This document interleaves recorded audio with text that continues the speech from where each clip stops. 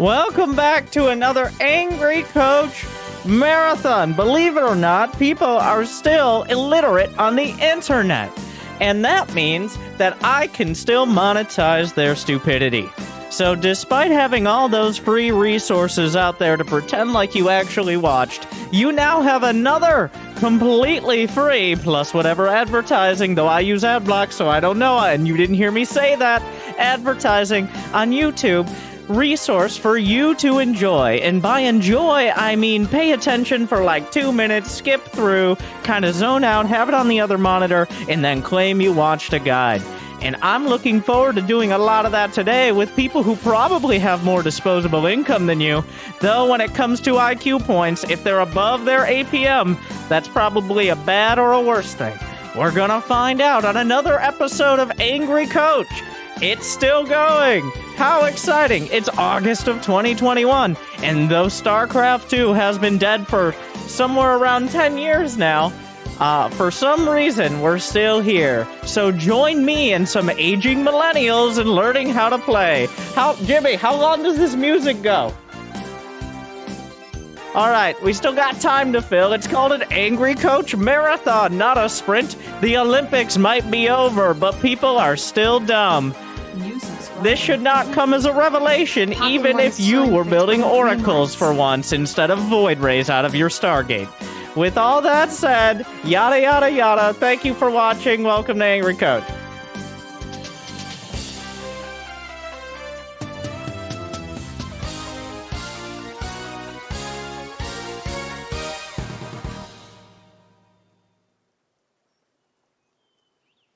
Thank you guys for sticking around. Our first is level 1 slime, aka negative XP.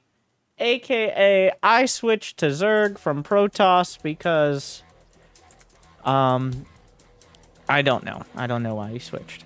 But he instead of being a, Diamond Protoss, he is now a Diamond Zerg, which, I mean, just is kind of how the MMR works a lot of the time.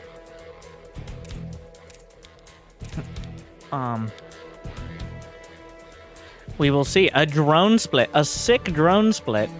Unfortunately, that does prevent him from building a drone earlier on, because the benefit of a drone split was barely there in Brood War. You're not going to convince me otherwise. It was barely there at the beginning of SC2. But sure, let's do a drone split. That was pretty... Like, he did it really well, too. Unfortunately, not building a drone for 3 seconds means you've already lost more minerals than you could gain. It's a 12 pool.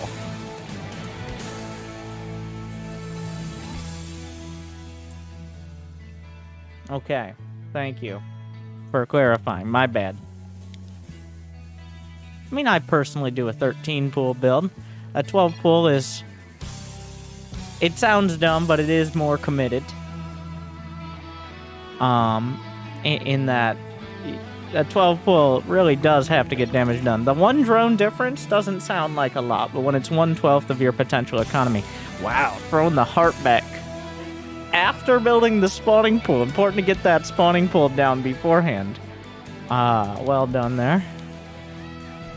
Lambo made a guide on how to do them, which I've been following. Oh, there you go. Lambo coming up. Lambo for discerning Zergs who want a bit more of a professional take. Honestly, Lambo is very good at that, though. So if we're actually listening to Lambo, and I don't know what his build looks like, but I'm just going to judge it based on whether it seems like a build that makes any sense. And so far, I'm not saying a 12 pool is a bad idea. I'm saying you chose to send in a 12 pool, so here we are.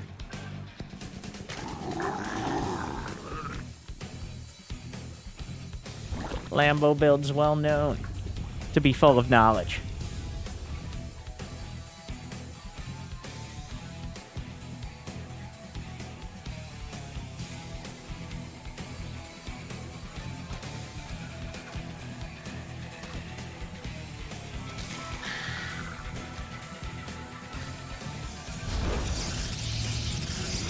Okay. So far, he tried to block. He didn't cancel. We're in good shape. Not that that should affect how the game plays out, but...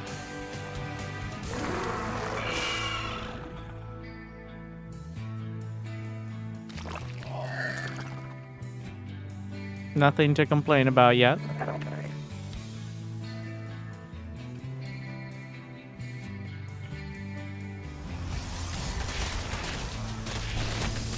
I would say fight the Zealot.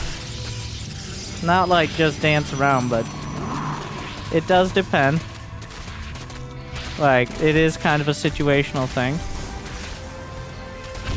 Though you can fight a Zealot, especially with that wall. It's better to just be consistent. I would agree. And we're making drones behind. Like, you're not always going to get an opportunity to actually fight the Zealot, so going for the gate overall.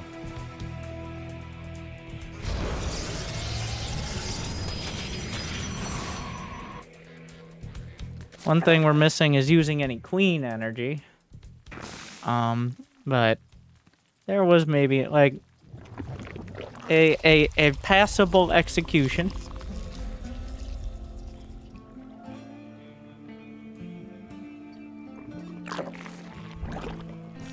You really want to keep the Zerglings alive? Yes, if you're not guaranteed to get through the Zealot, I would say keeping the Zerglings alive is the priority, because the threat of those Zerglings is more important than the damage they can do. Once again, unless you just get a free surround, which is, should be rare. Like, because right now, those Zealots have to stay at home because there's a dozen Zerglings out there, or close to it. Threatening.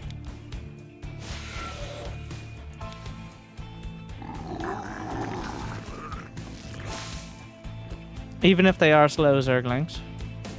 Speaking of... Okay. Unfortunately, no complaints yet. I believe I remember the Protoss play, which was somewhat competent. Like, there's a difference between doing a build and actually following it. Like, doing whatever your barely remembered impression of a build and also just actually following it. And here, I begrudgingly admit, we seem to be on track. Like, I'm not here. I wouldn't... Most Angry Coach wouldn't exist if most of the replays were like that.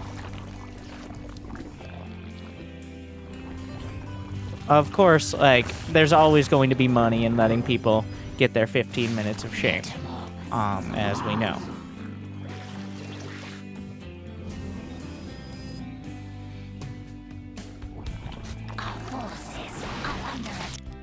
Are there spores? Yeah. The criticism I would have here, a minor one. Couple Zerglings at the third. Couple Zerglings. Zergling here on patrol. Oracle, Warp Prism, anything comes out, you see it. That's details, though. He can see it with the sentry. Okay, well, this was an education for everyone involved. Thank you, Bamber. That's actually a thing surprisingly few people know, that most maps have this, where if there's a pervert pillar for that overlord to creep on people, you can put a unit right on the edge of the high ground to give vision. I believe Oxide is another map that has that, but people just don't do it. Otherwise, usually they're further away because they give less information. It's kind of the trade-off there.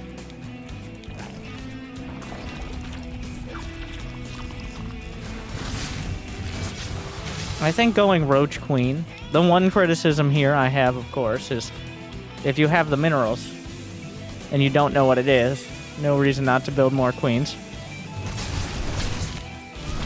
Is Roach speed done? It is not started, thus begging the question of why we got the lair.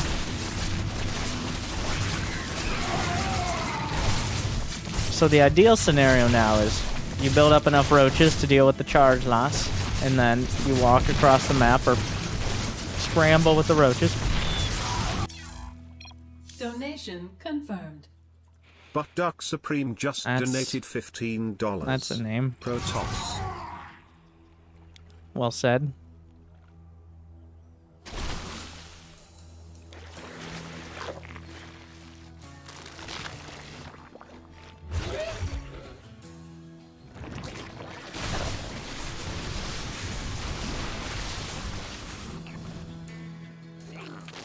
Mineral field depleted.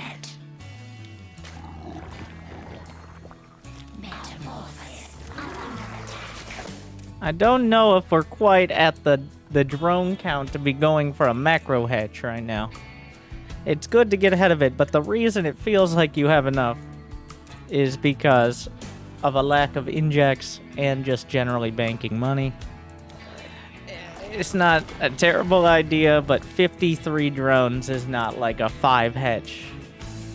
I only say that because right now we're actually not at that much money banked. Why don't you Zergs use Overlord Creep on the pillar to block walls? Because it requires a lair. Jordan Zeeg is chilling for 6 months. And it's easier to get a stalker than to get a lair.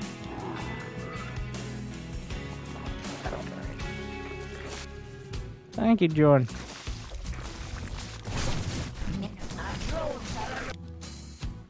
So now we see if we can stand... Oh. Generally, and now this is part of why I don't think early pools are great for especially less experienced Zergs. I'm intentionally mincing my words. But when you do an early pool, you're not thinking so much about things like Overlord spread. Like, just generally, you want to have Overlord here, Overlord here. He didn't go Stargate. There's no reason Overlords can't be out there scouting for stuff like this. But when you go early pool, usually you're not nearly as focused on that, just because you're not banking nearly as many as early. And that is when, like, Zealots get in and kill your spawning pool.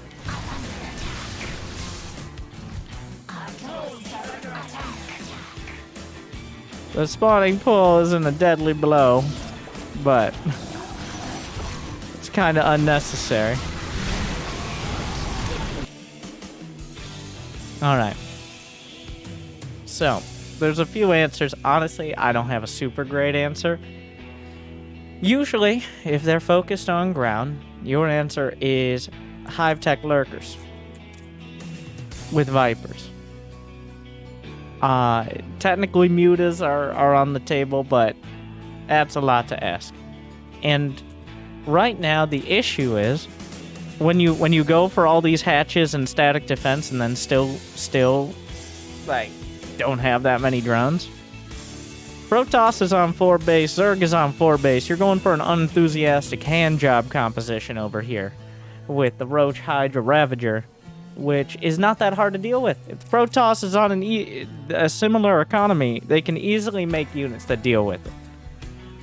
It's not until you get the heavy tech that you can actually fight that army, or at least break it if they're paying any attention. They might not be able to come across the map, but you're not getting into multiple disruptors. I guess we're going to try, though. Nice of him to just roll on in there. Disruptors need the... Donation confirmed. Thank you, Sandwich sandwich. just donated $20. Or sandwich. Yeah, so this is when you go... This is when instead of banking up 1,700 minerals... well, so what is the difference between Diamond and Masters? What is the difference?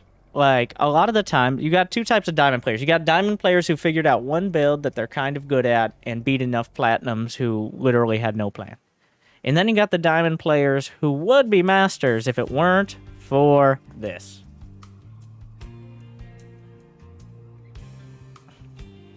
Take a look at the production tab.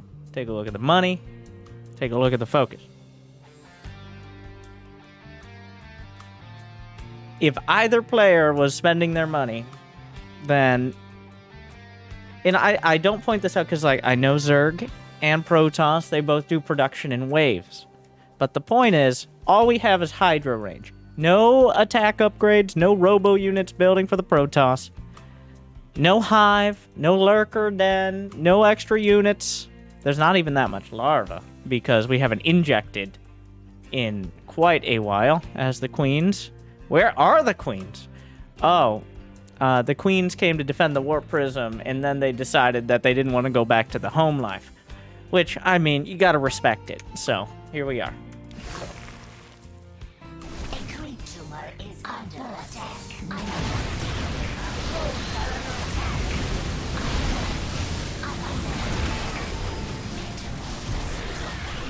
So this is all well and good until you realize that 2 zealots are doing more damage than all of the Roach Hydra. Yes, those disruptors are dangerous, but ideally you don't get very close to them because that's bad. Roach Hydra can be the answer as long as you don't have a complete economic breakdown because any units came across the map. Spine crawlers do not counter zealots. I mean, static defense is for buying time. That is about... Oh wow, that was sad. Yeah, both sides obviously struggling to control anything more than an A-move army. Ah yes, we're building Zerglings now. Okay. It looks like this is gonna be it. This looks like a solid Diamond 2 game.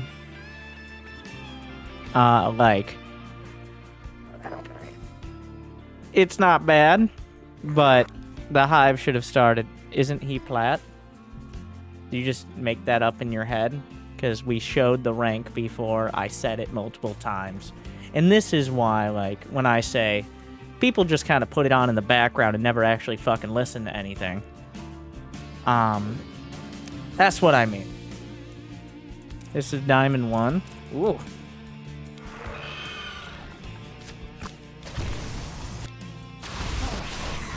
We gotta train for rank roulette. Alright.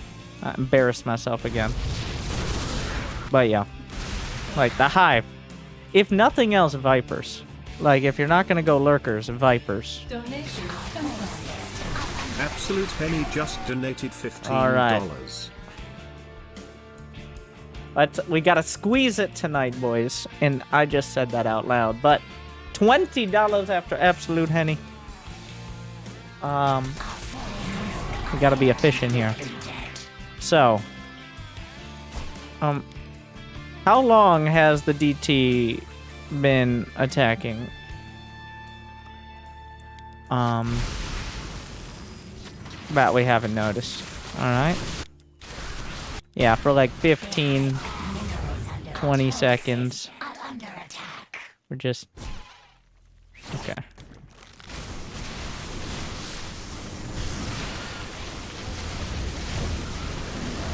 Protoss really having a tough time with the anything that isn't a movable composition.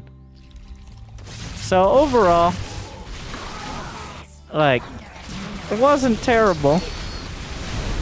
And I guess the way... More shit counters less shit, I guess, at the end of the day. That was a solidly mediocre game. But the obvious things lacking, overlords being spread out to see warp prisms, defense against counterattacks, getting hive tech in a timely manner, spending money, getting larva injects. But these are details. So that game for Diamond 1 is like a B. Minus. Actually, I'm not even sure with the MMRs. We're gonna say that we'll pretend that the leagues are working and everything is working as it's supposed to, as opposed to a hypothetical, which it is half the time. Masters is full of gold leaguers right now, so it's kind of confusing. Like, it gets a little stricter. You can't just not have a hive against a player who's going to keep their disruptors alive. You can't just forget to inject for 5 minutes. But at some points you can. We do have more, from Slimy with his aggressively mediocre, boring replay. So, that is not the end. That was the end of the Carbot episode. This is the Angry Coach. We have... What are you saying with this? And then just one from the replays. Against a Master Terran. Let's see how it goes. Is this a proxy, Rex? A more drawn-out game. Why are golds and masters? Well, they're not golds anymore. The summary is the bronze to masters has worked so well. There's some weird bug.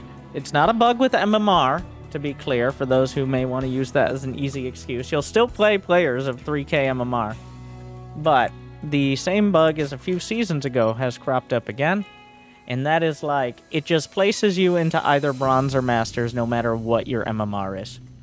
Well, at least if you're essentially if you're in the gold league. Because right now, now this is not perfectly updated, but right now, the gold league on Europe and to an extent on North America doesn't really exist, though it has gotten a little better. Masters is 30%, which is about almost 10 times more than it's supposed to be. That's where we are. So the intern having a rough time of it. So we're doing a pool first. I also do a Lambo cheese. Okay. So, like, this is harder for me to judge. Because many of these early game builds, it's hard to judge what sort of mechanics are going to follow it up. Because when you do an early pool, you're very focused on the early damage you need to do to justify it. And that means all the other stuff goes by the wayside. I don't think in the long term that's necessarily the best way to learn. But in the short term, you'll get a lot of points. Especially with a cleanly executed all-in.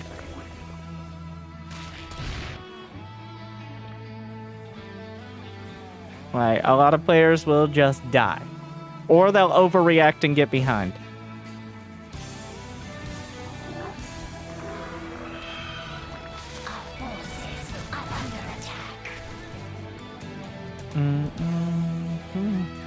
Probably roaches.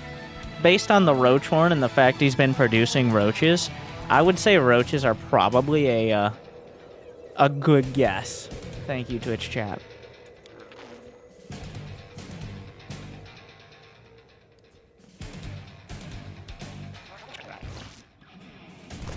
Yeah, I'm giving it. If I look closely, I see roaches are probably likely here. Oh, Slimy also did say it was roaches, which is par for the course for him. So being supply blocked this hard, like, there's not that much to do in this build. But I know it's stressful, like, I'm attacking! But being supply blocked at 36 over 36 with 7 larvae and enough to make that into drones, that is a big... This is the kind of stuff that makes the difference. Like, if you do damage, but you don't win the game, you're gonna wish you had 7 drones, like a minute earlier, because that's 1/3 of your economy right now. Like, just building one more... Now we're building 2 more overlords, which is remarkably inefficient. I say that because some of these roaches are going to die. I say remarkably inefficient because there's really just not that many things. In any other case, like if we were at 100 supply, 2 overlords instead of 1, whatever. But when you have a grand total of 3 overlords right now, the minerals and the larvae matter. Okay. We walk in, which is a choice. I would argue that actually walking in while the bunker lives... Like, okay, we got the tank. Well, it's time for that question. At what cost? No third. Well, no third in a timely manner. Killed. Nope, not wrong. I thought I unkeyed that button. Alright, well, we get to see it all again.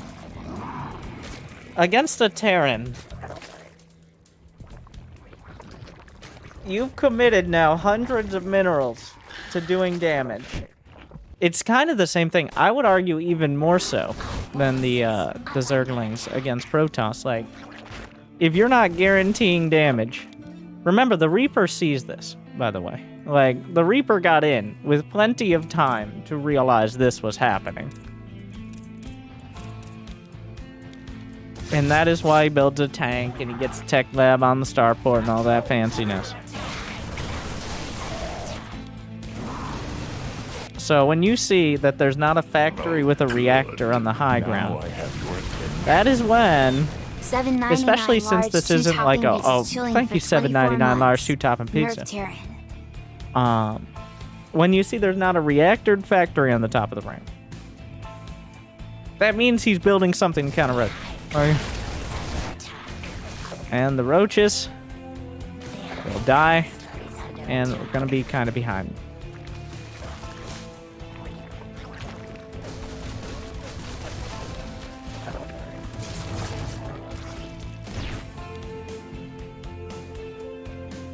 Sir, why do you have 700 minerals? Reaper! You went roaches, though. Is the Reaper really that much? Yes! It is impressive. Like, that's 30 seconds of minerals. That's 10% of the game. Like, these are the kind of things you're not gonna... Against a mildly competent player, not spending money for 30 seconds is going to put you behind. Like, you just missed out on another several hundred minerals that those drones could be mining. Yeah, why do you think you can... Why do you think you're a 2 Evo chamber sort of dude right now? Like, you can't just fall back like you killed 12 SCVs and his entire army. You killed 1 tank. And, like, 2 Marines? And maybe an SCV. One of my first games and the Reaper. Back after a bad wrist injury, not SC2 related. I did everything wrong but managed to keep on chugging. So, like, well, okay. Let me give you the other side. So why do you think you can afford 2 Evo chambers right now? There is a correct answer here, by the way. I just want to, for Mr. Slimes. I first said that, like, it's not a good idea, but there could be a reason, in this scenario. Thank you, Poop-Face McGee, again. Marmoose Shugs is chillin' for 10 months. It's not his fault his SCVs aren't working, all of Blizzard has shut down. He has drones. I get the point you were trying to get to, but, like... I had map vision and didn't see his army coming to kill me. Oh, I guess that's close enough. Yes, this time you've got your Zerglings out there. The answer is, if you don't get greedy, you're dead anyways. That is the short version. Like, when you do that little damage, you have to rely on, like, just hoping he doesn't kill you. Now you're too far behind. Like, if he figures out exactly where he is in the game, you're dead. Like... he will have more than enough to kill you, and you have a terrible unit composition and economy to defend. But if you get, like, ultra greedy and, like, just don't build units until you have what economy you would have if you didn't throw all those roaches away, then that's how you actually get back into it. Because a lot of Terrans will get attacked and then curl up into a ball, raise their depots, fill up their bunkers, and start building turrets. Probably not at this level, but, like, it does happen. This Terran is handling it perfectly, which is building Banshees to make sure it doesn't happen again while getting a 3rd CC. So that is the worst case scenario for you, because he is spending as little as possible on defense while maximizing economy, and you have no chance of punishing it. But you can't do anything about that now.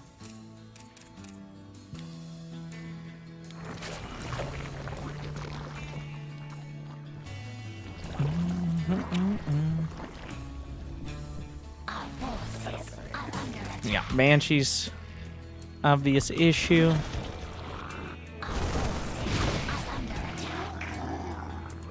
So this is where it puts you, like... It's obviously your choice to go for the roach pressure, but the higher up you go... The thing is, it'll still work. A well-executed roach pressure probably can give you easily a 50% win rate. But it will leave you in these awkward scenarios of having to just kind of pray.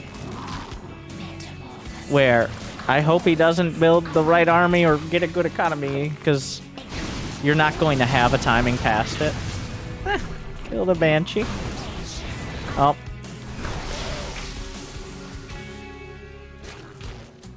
It does feel bad as a Zerg when, like, all you can do is hope they don't kill you. Eventually, you don't die for long enough, you can win. Darkish showed us that. But another thing you sacrifice is much creep spread, because you don't have queens early. I mean, it's not that it would matter that much, because we're looking at 1,700 minerals, 370 gas. I do like the panic, though. Like the classic, build Zerglings. What are Zerglings? You don't even have speed. Now this is just like one of those bad habits, like saying like all the time. Like, I like to build like Zerglings. A lot of the like, well, they're really like pretty like good, you know? Like Zerglings are like an iconic, yeah. Not like that. That's like what like you're doing right now, with like Zerglings as like an option instead of like queens or like units you're upgrading. And you have the larva. It's just a straight up worse choice. It's the worst choice since not building anything at all, which is most of what you're doing. Oh, those Zerglings I had rallied to watchtowers while I was moving out. Oh, shut the fuck up.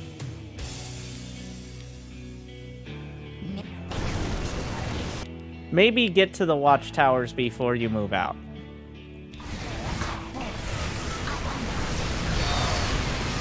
And then you don't die to a tank push.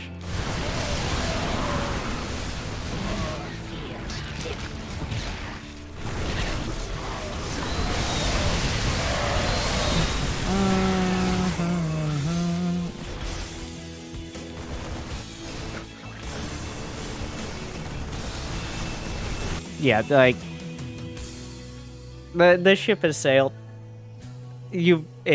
Once you get undercut. The Terran handled it about as perfectly as he could.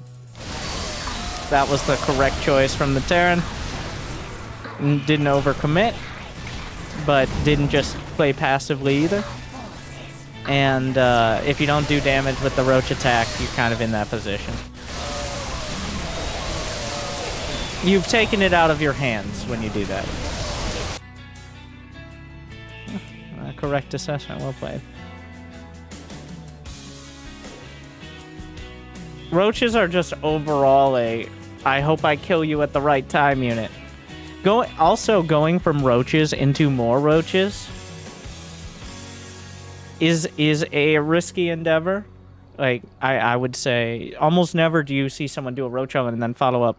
I guess it's hard to tell. But, like, Lingbane as the follow-up is usually better. Because, at least, like, if they're building to counter roaches, like they're going a lot of tanks, maybe some Banshees, then maybe Bane Speed can do it. Because tanks are just not as good as Widowmines against Lingbane. They are much better against roaches. So. But, once again, it was nothing, a whole lot of nothing. So that was, for Diamond 1, like, it looked like a Diamond 1 all-in. Mostly right, but enough wrong that there was no real comeback potential. What I would improve, it's hard to tell what to improve on besides spending your money, because you're already hamstrung. C is passing. C for the hope score. For those who don't know, the hope score is what I subjectively... the chances, I think, if you play a medium amount of games to get promoted either a league up to Diamond or one tier starting in Diamond. So, like, Diamond 1, 2, 3. A medium amount of games is 5 per league, per week.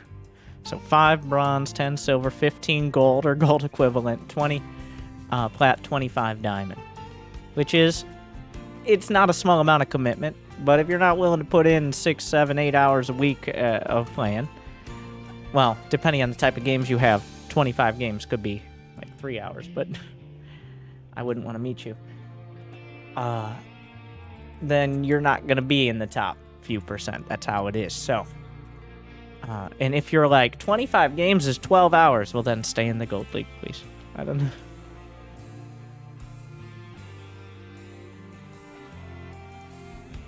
And in that case, with execution like that, we're going to continue with being diamond. So I guess we'll give that 1 alright for the first game and 1 mild shame for the second game. Shame. It's like Shame. a Shame. and not like a public shaming, but a like I'm disappointed in you. So that was mediocre. That's the real shame, is mediocrity. So here we have New subscriber detected. Zich Light, who has Captain linked Luke me Discard his is chilling training for 8 center. months. Tell me if this works. I don't know what I'm doing. Well, I guess you want me to read the training center? Because I can't get to the replay from here. I don't think. Maybe. But make sure you're building units out of your production facilities. Spend your money. Okay, yes. This is Platinum Protoss. Spend your gas. Don't lose all your workers. And also, the workers you do have, make sure they're working. 99% of training centers are the same. So I'm going to let you in on a secret. So are 99% of the mistakes, especially in the meta leagues. It compares you to the next league up, and it says what you're doing less of. Let's look at math. I know, it's scary. This doesn't seem to be too much of a difference. But here, average unspent compared to a platinum leaguer. You didn't spend. We're floating 45 more as a Protoss in the first 8 minutes. Let's see, 8 minutes. Yeah. Okay, that was about the same.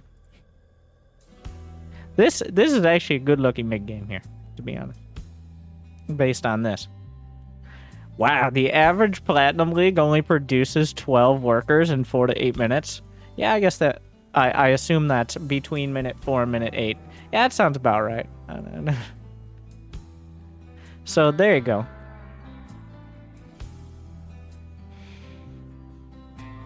Average unspent. Honestly, the mid game looks good from here. Let's do... How long is this game? 19 minutes. It's a little harder to go past the 8-minute mark, because that... Like, the first 4 minutes, I really... The mid-game is the most important part, because the rest are a whole lot of outliers. You can average it, but there's a whole lot of outliers.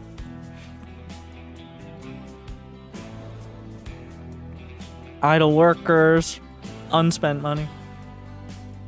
Do we have the link? I've been on or off bronze. Got to gold. Oh, wait, we're still going. Okay, let's see if I can figure out... No, this is mine.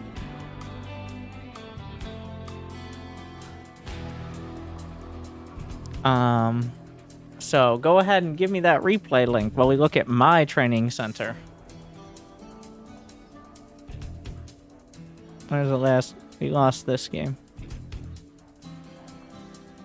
Built too much supply ahead of time. I'm playing Zerg against Terran. Too many idle workers as Zerg. Oh, I think this was a very Liberator focused. I remember this game. Hellions, Liberators, and General Annoyance. Very sad. There's a lot of red. It looks bad.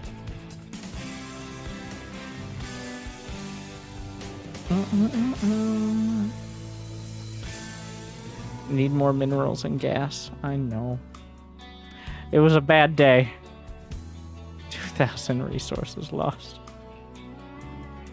Hey, the only reason I was over 30% free supplies is because he killed all my shit.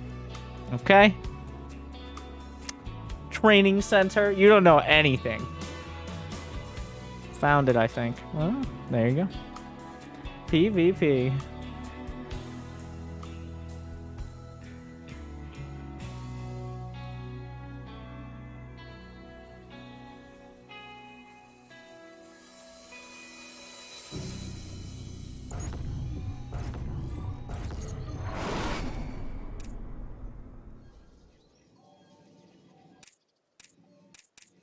So Protoss versus Protoss, up until like Diamond, I don't think you need a particularly specific build.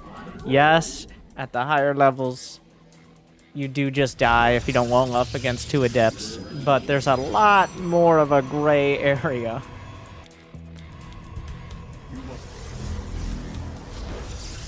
Before that point. Really, it does come down to what we saw, which was building more workers and making sure you get enough tech.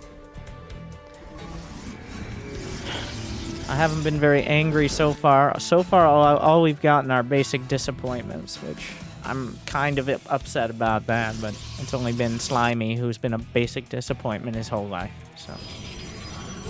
That is not quite where we wall off with that pylon, but close.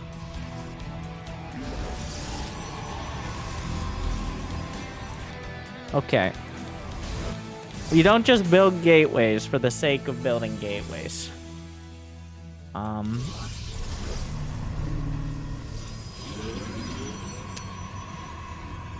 Yeah, this is not what we call a build. This is just vomiting out buildings. The most important thing for Protoss is to get their tech started, because Protoss is reliant on having strong units. That's their thing, even against other Protoss. Not again, like, just having basic gateway units doesn't get you very far, especially as the game goes on.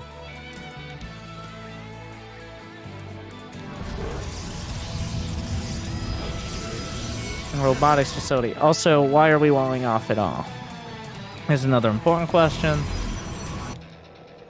It's a little open-ended. It feels safer. But against anything but a proxy, this wall will be used again. Once again, like, I guess it's a decent habit to get in, but it works against you. What if he has an army down there, and you got an army up here? Who's that wall helping more?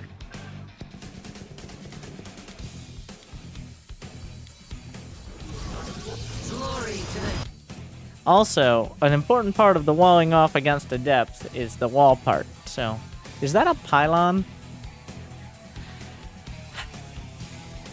Okay, let's talk about the pylon efficiency and necessary infrastructure safety rating. For cannons eventually. No. Wrong. Okay. 1, there are better places to put it. And 2, if you had said 4 shield battery or something, I would have accepted that. But the fact you're like, I'm making sure to block off 1/3 of my mining, so that way I can get some more cannons later. Which is like, in the distant future right now.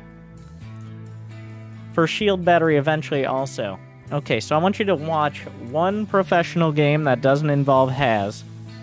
And I want you to see where they put their pylons. And tell me if anybody ever puts their pylon in the mineral line, except to really make Artosis angry. Oh, it's so fucking stupid. It hurts so much. So go ahead. If you can link me that game, I will remove from your permanent record this strike. But stop doing that. Like, you can put it... This was good. This was fine. Look. Oh my god. So you see where this pylon is? You could have just built a shield battery. I'm not saying you need a shield battery right now, but like, that pylon could very well have been a shield battery, and then I'd be like, okay. But instead, it's a pylon, and now you look dumb. Okay, here's an important part. What's your plan this game? What is the first unit composition you're going to build? Like, a unit composition is usually 1 or 2 main units. What are they? This game has already been played. Tell me what they are. Starting with Immortals. Okay. That's not a terrible idea.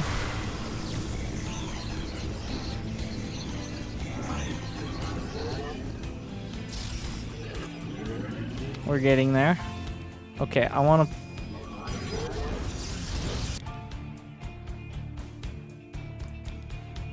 I don't even mind that much. This is gold. As long as, like, it's more important to get all the pieces than what particular order right now, to be honest. Especially when we're rocking out with a few dozen APM, like, as long as all the pieces eventually come together. Yeah, that might not be masters or maybe diamond material, but we are getting all the pieces and 2 oracles. Okay, shut up. Stop. Why are you specifically saying 2? You could have stopped while you were not too far behind. Also, your wall off definitely blocks archons, but that's not that important right now. Oh my god. Well, wall off. More like an archon torture device is all it is. Like your wall off is an archon torture device. I hope you're happy, because everything else gets through. You're just energy shaming archons. Donation confirmed. The abandoned castle just thank you. $22 for any coach. For any coach. All right. 50 probes. Oh, we don't even have 50 probes. But at 50 probes, 8 gates. 50 probes, 8 gates. Whoever's able to get to 8 gateways in a timely manner will usually win. This is true at the higher levels as well. A lot of players will just get everything and then be like, oh my god, why can't I warp in more than 3 Templar for Archons? Okay, but not here. In your main. You got plenty of pylons. Just like, in your main base. The gateway is good. The gateway placement, less good. Once again, you're facing a Protoss. A Protoss which has Protoss units. What you're doing right now is walling off your own army. Research complete. You have a perfectly good main base. I can't believe it's like a weird thing for me to be saying. Okay, we're getting Blink, which is... Okay. Before Blink, how about Templar Archives? How about it? No. These are some fucking Silver League pylons right here. I'm not saying they're necessarily a bad idea, but you've now gone full they are billions in your main base. Except you're building most of your production at your natural and your third. So, like, we get it. It's important. We gotta have good pylon coverage, raise property value or whatever. But, like, you're supposed they're not for the feng shui of the Protoss base.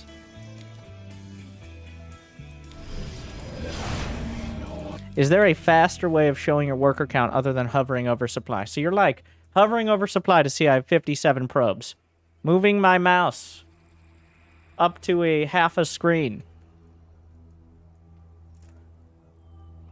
Okay, no, there isn't. Is the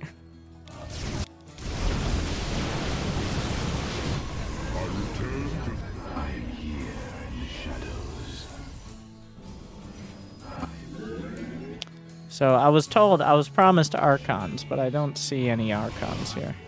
So now the question will be like, for lower level players, for me it's important to know whether things are remembered before or after terrible things happen.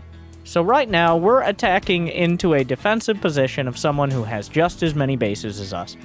So why do you think this is a good idea? Why can't he have a similar amount of army with a defensive position?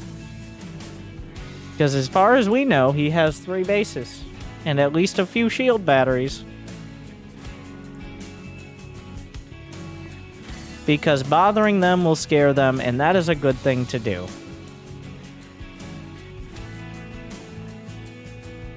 Let's not project too much on the opponent here.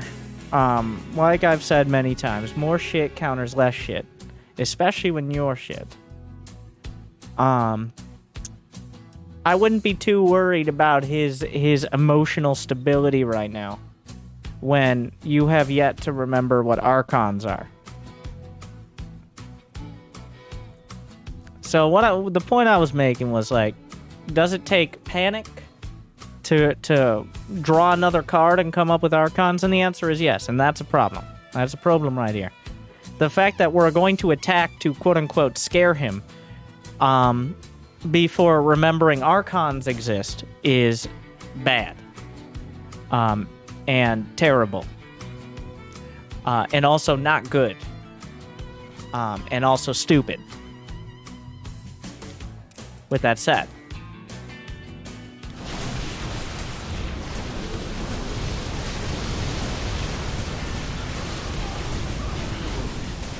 so it appears that the player who had just as much economy and a defensive position managed to defend, because he had a similar amount of actually better units here, because you decided to make stalkers, which either you've intentionally ignored every guide I've ever made, or just not noticed.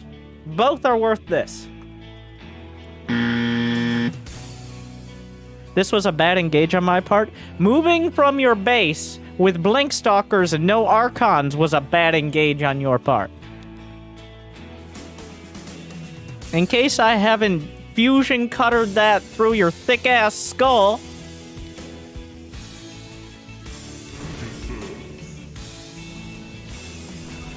so you're like, oh, fuck, he has any amount of void rays plus a bunch of charge lots. Charge lots are 100 minerals. A charge lot beats a stalker in 1v1. And when the numbers get higher, at least in like double digits, the charge lots win as well, even harder. It's only when you have a ridiculous amount of stalkers do they even compete. You're like, well, I saw void rays, so I need more stalkers. You are continuing to go down the worst possible path.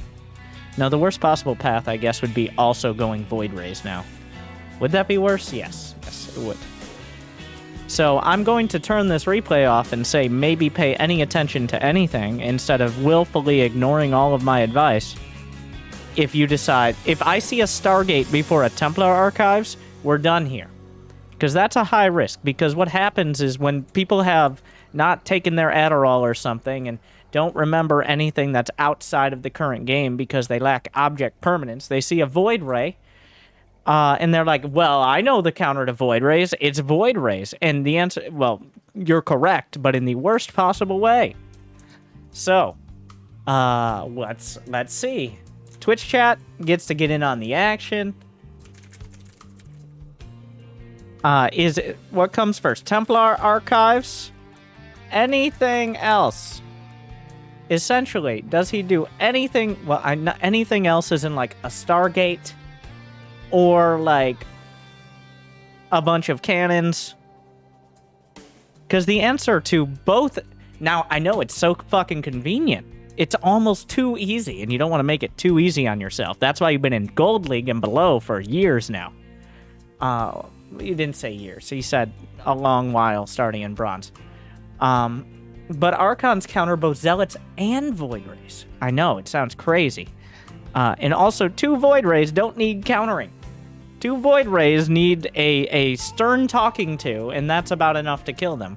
The only time you don't kill them is when you only make Stalkers. So I think the people have made their voices clear. If they are correct, 3 subs to the chat. If they're wrong, well then they're just as wrong as Zich here.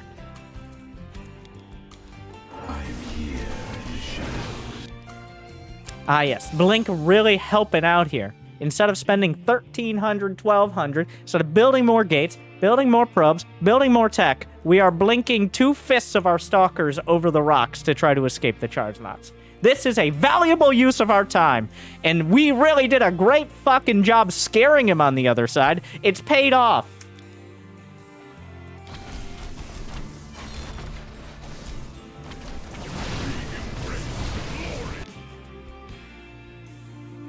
Hit him, Bob. I do appreciate how you queued up +1 shields here. That is, it's not the worst thing that could have been done.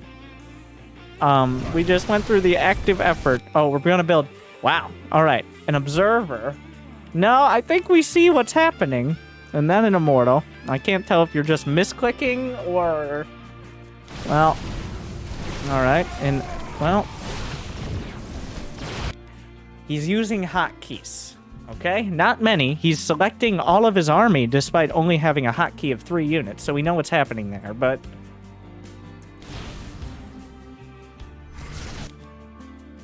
Stop. It's time to fucking stop.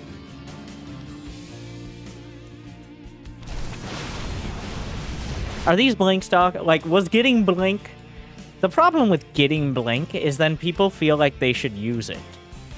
And usually what that does is both expedite the death of your stalkers while minimizing the focus on units that will actually do anything.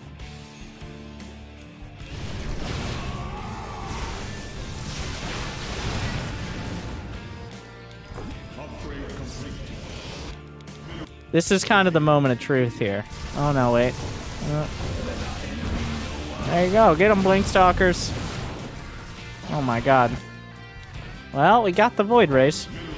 Just warp in 17 more Stalkers. Well, we can't. Only 7 at a time. So 7 out of 8 gates. We almost got there. So you know what we really need right now? You know what would really bring this base together? Are 2 more fucking pylons on the bottom of the ramp. What we were missing, we got a lot of pylons on the top of the ramp in random seeming locations, but no pylons on the bottom of the ramp. Are we supply blocked? Pylons aren't for supply. They're for really increasing just the overall aesthetic feel of the base. I will say, those are some great, like, torchbearer pylons. 5 placement games. Now scared to press so the red yeah, button, Terran, it's of very course. important. Like, I do like that those pylons, because those pylons will make it even harder for the stalkers to get around. The stalkers were kind of having an easy time of moving around the bases, and I think anything we can do to make that more difficult is going to be important.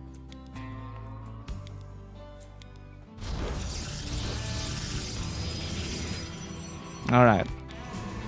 We're going to warp in 7 more stalkers, and this would already be strike 3. I just, like, want to know if the answer will be Templar Archives eventually. The other guy has gone Templar, but he didn't build any, which means we've forgotten they exist. Okay, alright. Like, we're taking the macro turn now, guys. This is it!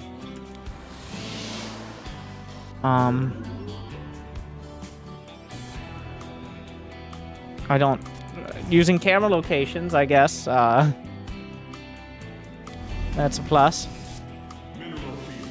Okay, we get it. You chrono boost. Wow, okay. Did you just...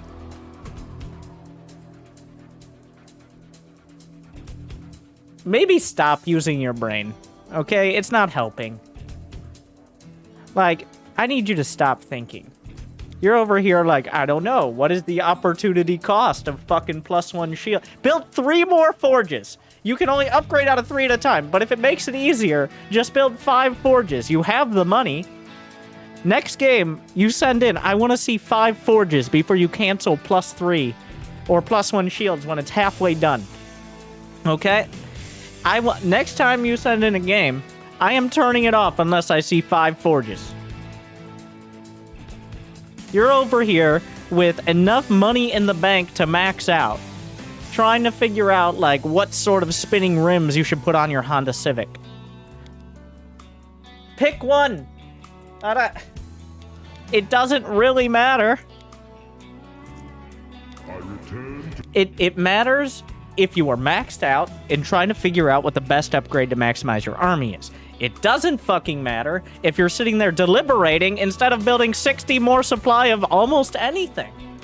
The worst choice would be Blink Stalkers, yes, but there's a lot of other options too.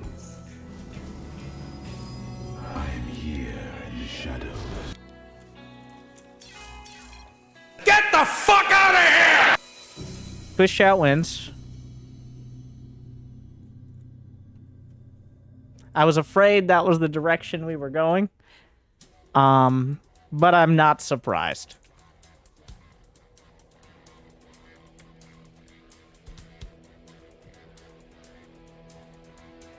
C+.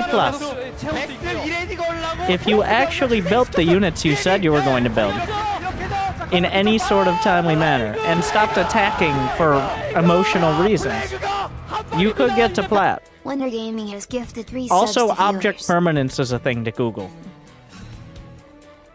No, he had to deliberate what upgrades would be good for his mass Stargate.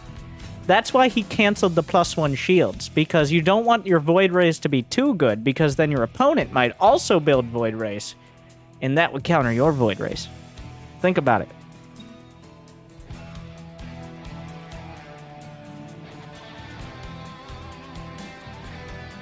Five forges!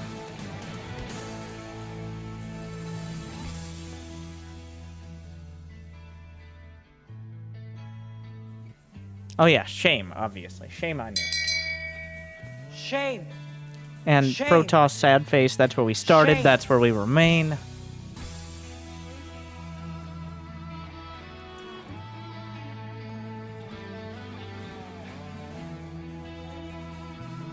Not bless your heart. There's no blessings there.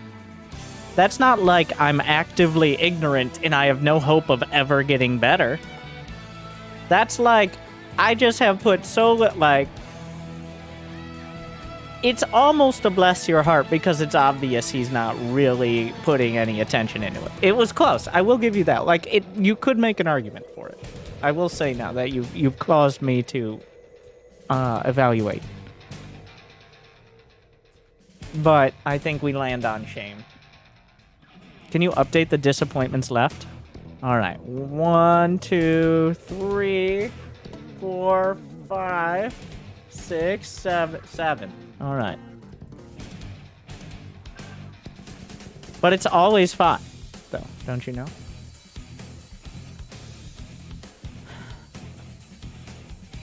Ikamoni said, if we have time, could you do a win and a loss? So we're going to do a speed run. Wow. Do Zergs exist? Apparently not. New subscriber detected. Oh, mate, Spice We're is going to be chilling doing the for 16 Protoss one. months.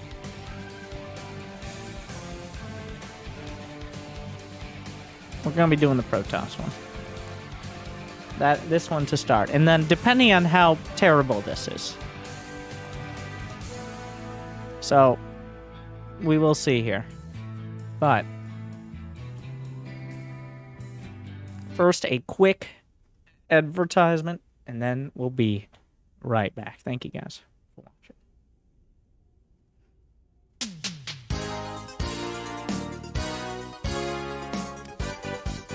Prime Gaming exists because Amazon owns everything. And if you subscribe with Prime Gaming for free every month, it comes directly out of Jeff Bezos' pocket and puts it into my orders of magnitude smaller pocket. Make a difference today.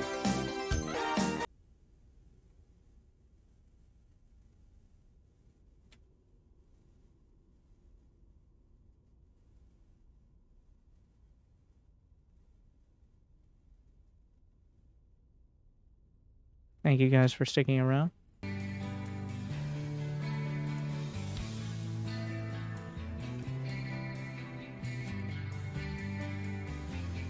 Ikamoni says he failed to do an all-in, and he failed to recover. He did an all-in, and he failed to recover, so it was a lost cause.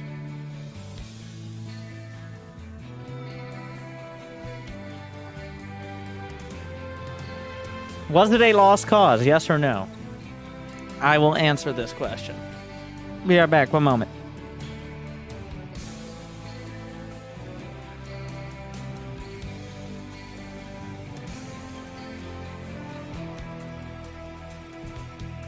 Oh, good. Now I have your attention. Oigyun is chilling for 44 months.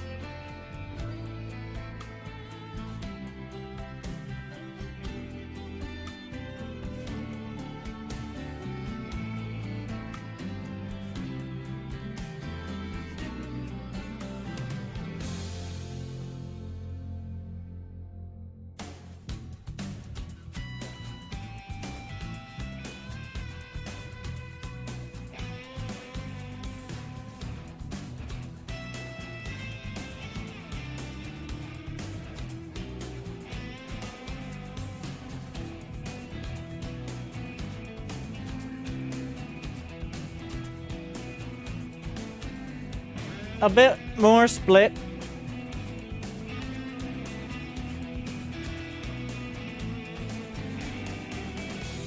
We gotta get moving on these. Diamond Terran. Oh yeah. Clean sweep. Thank you, like one for 44 months. OMG, it's buys. The flag. SCV ready. Build somebody.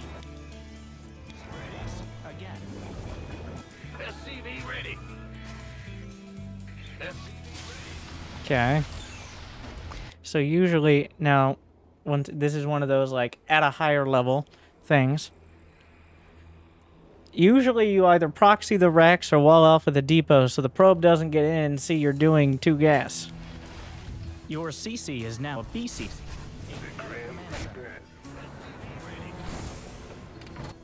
SCV ready. I'm sorry. Was Starport not in the cards? Ready to raise some hell. Why didn't we build the Starport? Why are you getting all this gas? What's all the gas for?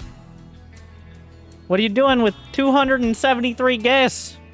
If you were just gonna do a 1 Rax expand build with a factory, you could have done 1 gas. Good. Now I Thank have you, your Paskin. The attention. point of the second gas is for Paskin's Starport not units. chilling. You don't need 2 gases to go Hellion Reaper.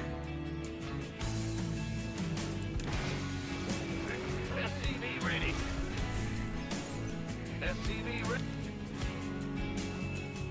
It's just wrong. It's just not a good build. Like, I don't know exactly. I'm just copying what Euthermal said. Said? Where? Where? What is your reference? Did he just mention it in passing to you in DMs? It's like, just kind of like get 300 gas and then figure it out later.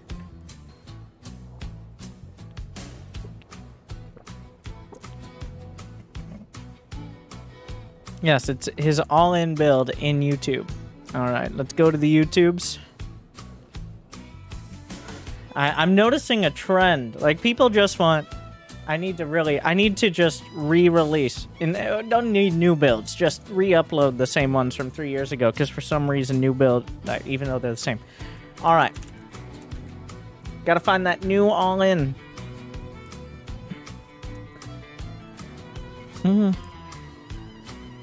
How to easily... There's a lot of clickbait titles. I'm not sure which one it is. Is it recent? He doesn't have that many videos. He hasn't had a video for like 5 months. We got how to defend. We got how to easily dismantle Protoss. Unstoppable TVP push. Not recent. Okay. Unstoppable TVP push sounds pretty good clickbait. Let's take a look. The pick is 100% win rate something. Of course it is. So that's what you clicked on, eh?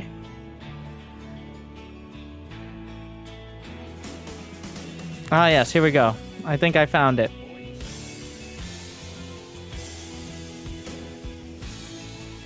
Let's take a look, because it's nice to get new how to easily destroy Protoss.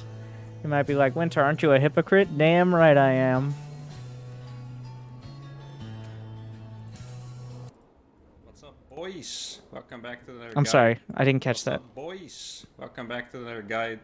Today I have my new sick TVP build for you guys. Honestly, been winning this pretty it? much every game with this. I don't really recall losing any. I've played it That- a bunch by now. that- so there's I've no probably way lost that's a few, true. but I don't remember any of them. So let's pretend I've literally never lost. I'm gonna show you guys a new build that's not usually used for TVP, but now it is, and it's taking over the scene. I'm gonna It show did you not guys take an over all-in the scene. version, and I'm actually start doing like All fast right. wall-off builds and whatnot. So anything that's not the standard Reaper expand, I feel like it gets kind of scary. So important step here is you start the factory, and you take 3 off of gas. So you're gonna have 2 mining and 1.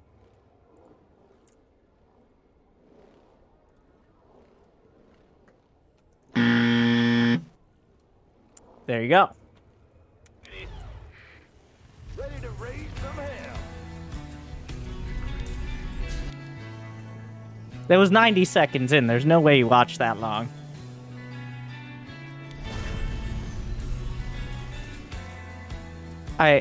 Do we watch more to try to figure out, like, how bad it gets? Obvious, like, that is not a small part. That is a huge part.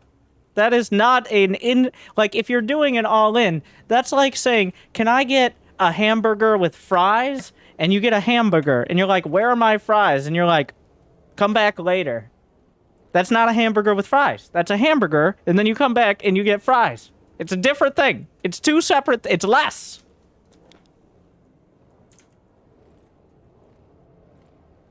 Mining. This is just like very slightly more efficient than having 3 in one and 0 in the other if you're wondering. He's even telling us like why it's important to have 2 in 1. I didn't even know that. I just do it because it feels better. Actually, if you do it perfectly, this wow, is he's elaborated. elaborated. Your opponents are going to be paying attention to this.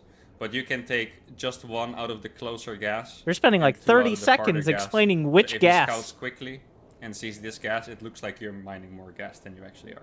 So if you want to do He's it even perfectly, explaining the mind games around the gas. Honestly, it probably doesn't matter too much. Now, a lot of times, Protoss doesn't actually scout into the main that far. They will just see the barracks, so they know it's not a proxy. All right, let's see where we end up here. So reset trading is actually not that difficult. It's not I like will you need to say, know, he doesn't... sick timing or Oh, he anything. doesn't build a starport because he doesn't have as much gas as early, because he's building the command center because he has more minerals because he pulled off of gas, which we just spent a minute on. You can just count your SCVs with this thing over here. And that's different from the macro version, so just to keep you guys... And I just killed him. So... your units are actually stronger than you think. If there's like a few stalkers out there, like 3. So what this ends up being it looks like is getting a sick amount of damage done. It's okay. So it's Banshee follow up right away. You see Unsheath, and yeah, obviously tank if you can, Banshee. I did not find Disgusting. Tank on the way as well somewhere maybe. There we go. Go ahead and show you guys the macro version. Oh, Estrella. Yeah. So, I'm sure we'll get there. And you can do a bad impression of builds like that. It's good to have a direction. We'll see if we end up... The build ends up being 3 racks, tank push with Banshees, with no stim, I don't think. It looks like one of those, like, you literally just rally Marines. And indeed What's it up, is. Boys? I'm sorry, I started the video again. Boys. I also said I failed. Okay. So the first part of doing a build is doing the build. Missing the timing of some of your first buildings has a ripple effect throughout the whole build. If your command center's a little late, then it has a chance to get delayed, say by adepts or something. It's unlikely with this build. But then if your starport's a little late, you're going to have less options for your early push, which means warp gate will likely be done, which means they'll have more units, which means you'll do less damage, which makes the follow-up push less likely to do damage.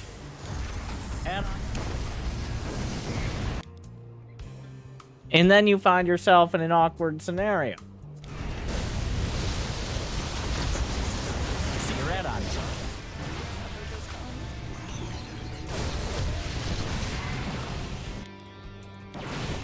This is actually doing more than it should for what it is.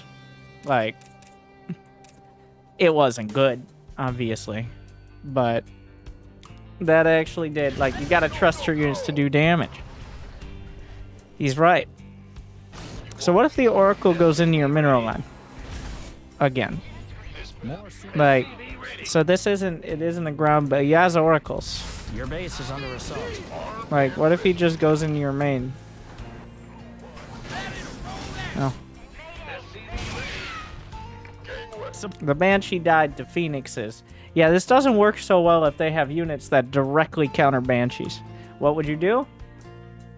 Add, like, a medevac or 2 instead of Banshees, because the Banshees are to counter heavy ground-based compositions, but, like, just having a direction to go is still more important. Okay, I might point out, he doesn't have a 3rd right now. I know, the SCV count isn't great, but Oh, this is a completely plausible attack. Well, until we siege up in range of the shield batteries. And then...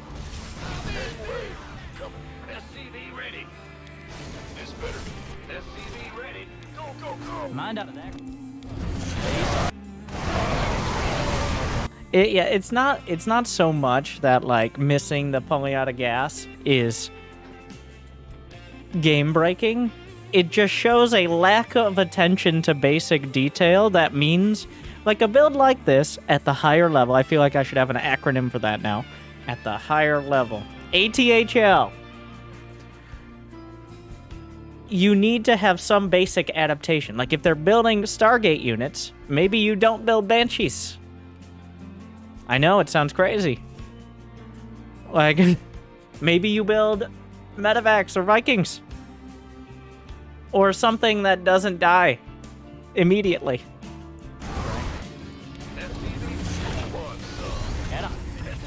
You took all the minerals from that cluster, you thief. So, that was the Lost Cause all-in. Tell me what part of having more workers than a Protoss is a lost cause. Might be like, but he has a third. Yeah, but right now you've got 3 racks, a third CC on the way, with an armory coming up against someone who has charge lots with mediocre upgrades. So the answer, Twitch chat was right. They only get, it was not a hard prediction. It was not a lost cause. A lot of Terrans do an attack, make no effort to make it work, fail, and then say, well, I guess Protoss, right?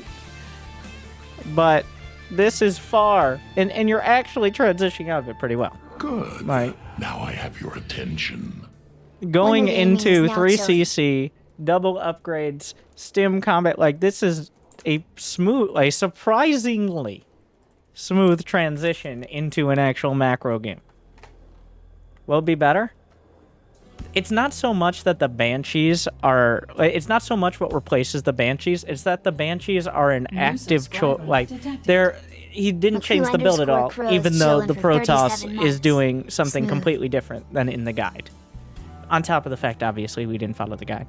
This is more for the people who will actually learn things, not so much for Ikomoni. But, like, it doesn't really matter, but Banshees are obviously the wrong choice. Because if they already have a Stargate, they already have the counter. Like, even if it was Oracles, he'd have Revelation.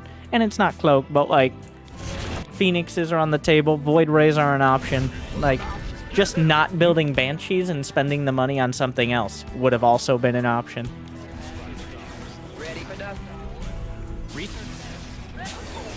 A mineral field. Thank you, Macau Crow. 37 months.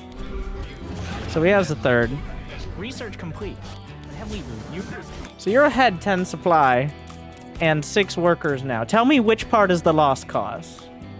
I'm wondering, like, have we already passed the lost cause?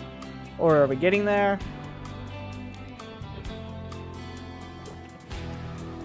What part of having a better economy with better upgrades and more supply? Ah, Storm. Yes, there it is. Ask Gumiho about that. This is why God invented liberators. Evening 69420 is Might be like, chilling what about for those 3 Phoenix? months. Phoenixes don't I really demand count more as liberators. Bibles right And he's since- kind of stopped on the Stargate, as you might. Just another replay to send in. Yeah. There you go. This, ideally you have like a Marine or something. It's another one of those, like, if you hadn't already defeated yourself, then this wouldn't be so bad. Another game, it's like, why did you do an all-in when your macro was just better? I don't know, I'm too scared to actually play a macro game without desperately trying to do an all-in and having an excuse to say the game was already over. It's like, okay, thank you for your honesty, that's a B-.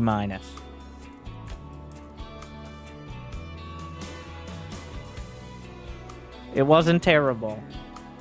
In fact, all the parts except for exactly the build were pretty good.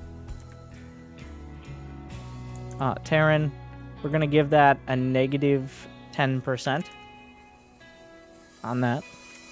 We'll quickly look at one more. Icomoni here. Oh, we got to look at a win. All right. We beat Dirty Protoss in 6 seconds. Classic. Okay.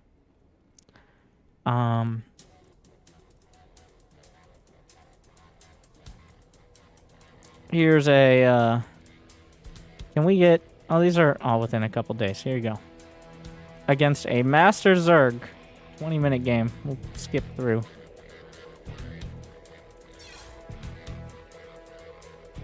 It would have had a higher score if he never mentioned the build. No, it was just not a good build on paper. I'm like, Euthermal does not seem like the type of player to bank up 350 gas and then expand. He seems like a lot of things. Very competent Terran player, very strong feelings on Protoss, but not someone who's going to make Diamond League mistakes.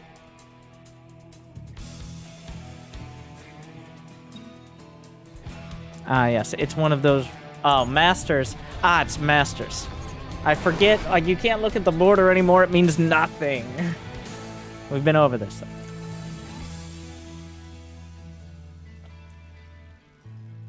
He's, like, 3,200, so, like...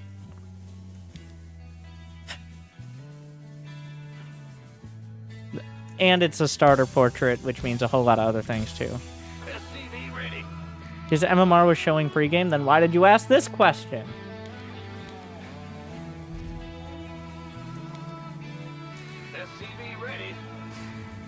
He's not a smurf if he's 3,200. Also, stop outplaying yourself. What is the best case scenario? What are you expecting? What if he says, because I'm actually GM and I'm here to crush you? What if he says that? What possible answer is going to make this better for you?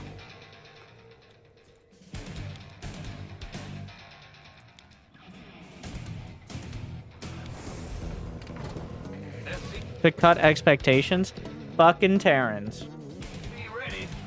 I wanted to limit my... You've already limited your expectations, sir. All right, let's make no mistake. You don't need to help yourself out more with that. All over your SCVs.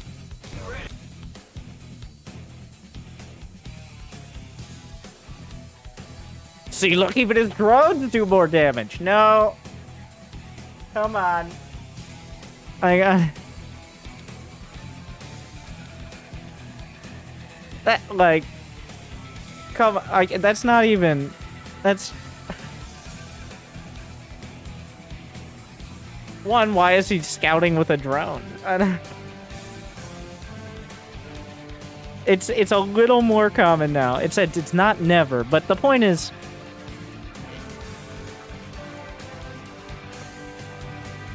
It's not even a strike, because, like... Come on.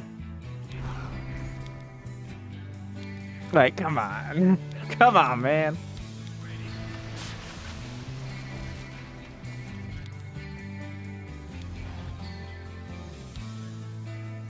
Your command center? League borders don't matter anymore. MMR matters. His MMR was 3,200. Icomoni's MMR isn't far off that.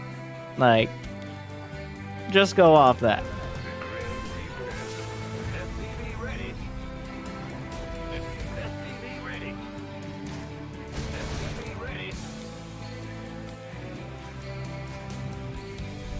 You're at...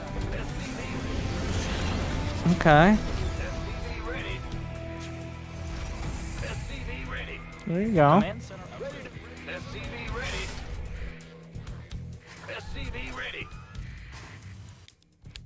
upgrade. For the very first time, I'm trying out a new thing.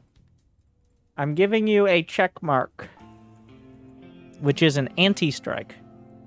This check mark is to remind me that you actually got to this point in a 3cc build, which I know that's a greedy build, especially since you don't even know if he has a third hatchery, but it's not like scouting has had any impact on our gameplay so far. But in a vacuum, you've done the 3cc build without fucking anything up. Besides the fact he could be doing a roach all in and you might lose the game, but otherwise.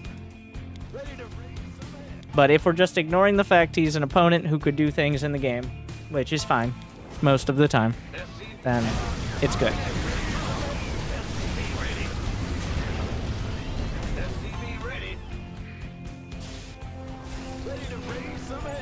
Was that an armory?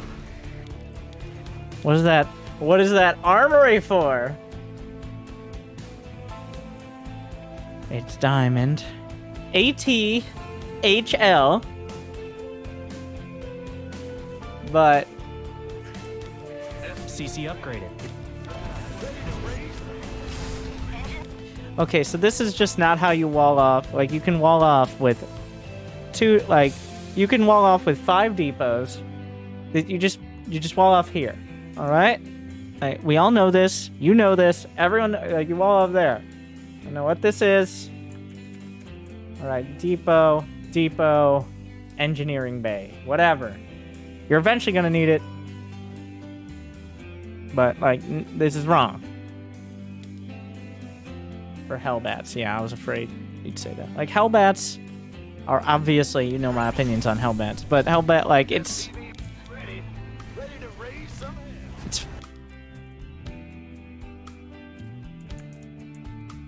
literally right there. Like, it's right there. Just take that NG bay. You can't fly it, not since the accident, but you have it. You have your placeholder NG bay that isn't even for being, like, it's just for turrets at inopportune times. Like, it could be part of the wall. These are the details that, it's not a big deal, but these things add up. These things like not pulling out of gas, not walling off the right location, not getting upgrades in a timely manner, worrying about your opponent before yourself. Like, those things add up and they eventually become the issue.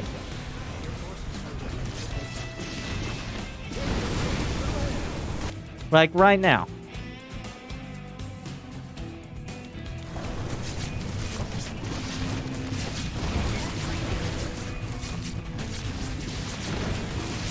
There you go. You built a Banshee. You look back. We got 1,000 minerals before it. You didn't add, you could have added the factory. Well, you only have one more factory, but you could have added your production before the attack started. You can add it while it's building, but you didn't. It adds up. Most of your mistakes are small ones that add up quickly. They're not like big overarching issues, which is both good and bad. These are hard to fix because it's like a bunch of water leaking through a ship. If there ain't a big hole in the side, and you gotta figure out where all it's coming from. If there's a big hole in the side, well, you patch up the hole. Obviously, it's an issue, but this isn't that type of issue.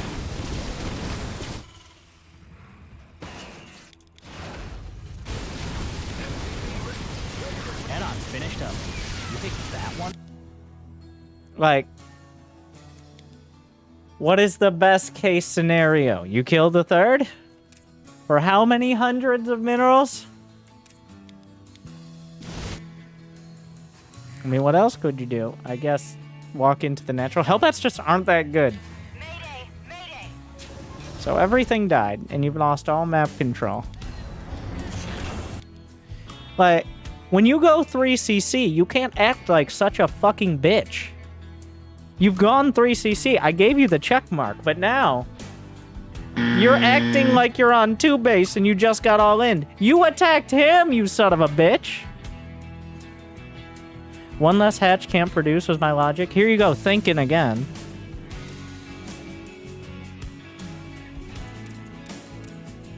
Like, this wall off it's given you away. 1, it's needlessly inefficient, and 2, it's super obvious you want to sit on 2 bases and build a bunch of tanks. Unfortunately, so far, smart you, sane you, sober you, built 3CCs and not that many factories, because that's what happens when you build 3CCs. Unfortunately, then the rest of you took the wheel, drove it across the map, transformed it for some reason into Hellbats, and now here we are.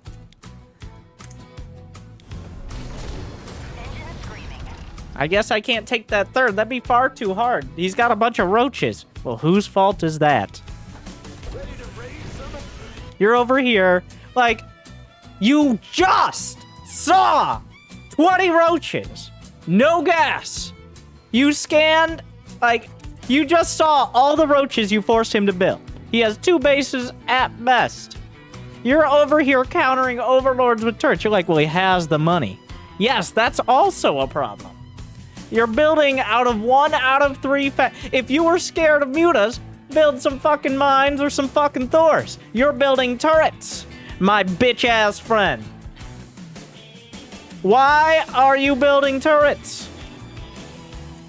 Because, he's got overlord. Yes, he do. Can you build a Viking? No.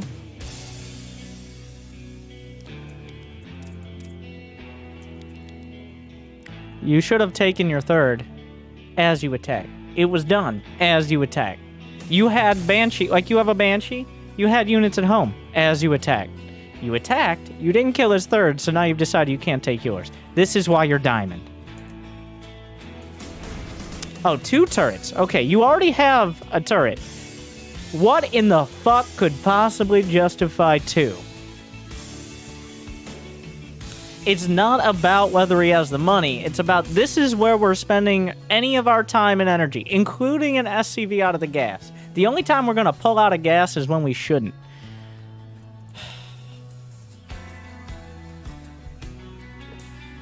Then again, pulling out at the wrong time is how you're here. So here we are. I had to spend a moment of debate whether I would go that far, but I think it was appropriate. Mineral field depleted.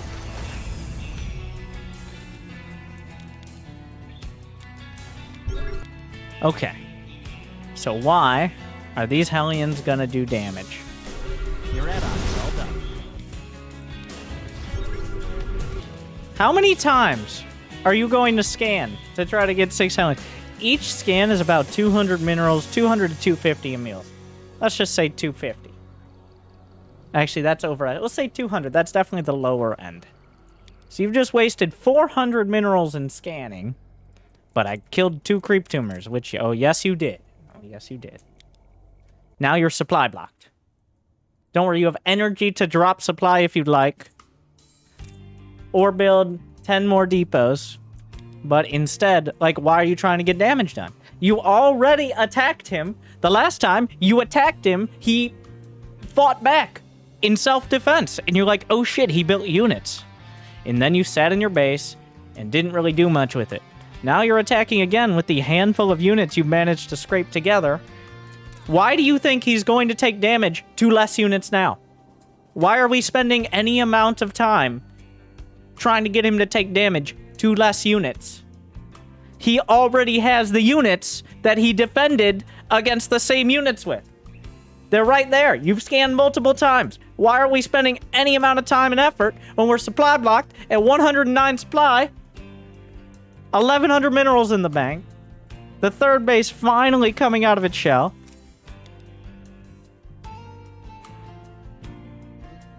It's a rhetorical question, obviously. We shouldn't be doing that. We don't need to be doing that. There's no point in doing that, but it feels like the right thing to do. Just like building random turrets. We're not here... I'm glad we could get both.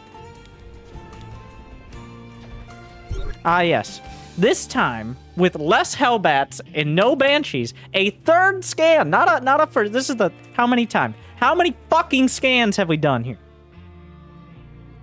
Like you didn't believe him the first time when you scanned, and you're like, wow, that looks like a lot of roaches and queens. You're like, what if I came in from the right side? They're mostly looking the other way. That's a good point. Add-on complete. All right, that's 2 scans, 1 for creep, which is almost forgivable. Okay, so you're over here, you're like, aha! Now we didn't expect it. Except, if you looked at your own expensive, useless scan, you'd see there is the army that you caused him to build in the first place.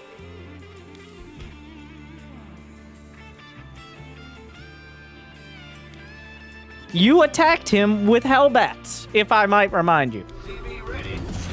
And then he built roaches because he was being attacked by Hellbats. And then now you attack him. Like, I love this. Okay, because the check mark bought you this. Get the fuck out of here! So we're continuing, but this is just a dedication to, like, you have really... This is so obvious. You put so much effort into finding out that this was a bad idea. You spent hundreds of minerals and scans. You've been supply blocked for the better part of a minute. You still haven't taken your third. And you still are out here with 6 Hellbats. Like, you're spending a non-zero amount of seconds. Significantly more than 0 amount of seconds. And you're still attacking with the Hellbats. Like, you saw all of this in all of its context, and you're still attacking with the Hellbats. And that is just... I don't know how many times I repeat it is going to matter, because you repeated scanning the army that would kill the Hellbats because it already killed your other Hellbats, and yet you still attacked with Hellbats. So, here we are. Like, whoa, bless your heart.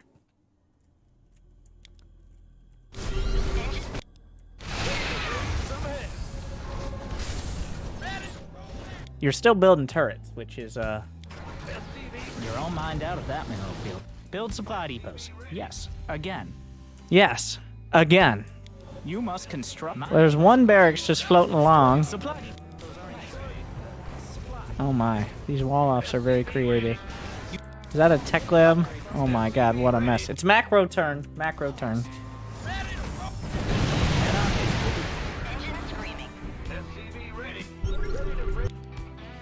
Like, what the fuck do you think he's doing?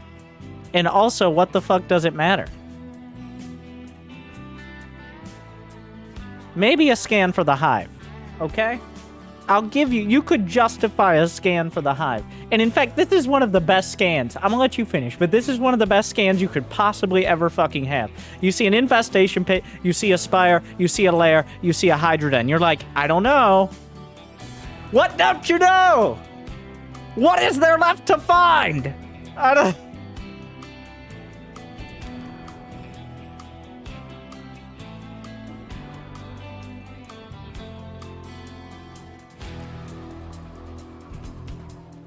We already knew he had roaches. You might be like, a roach warren.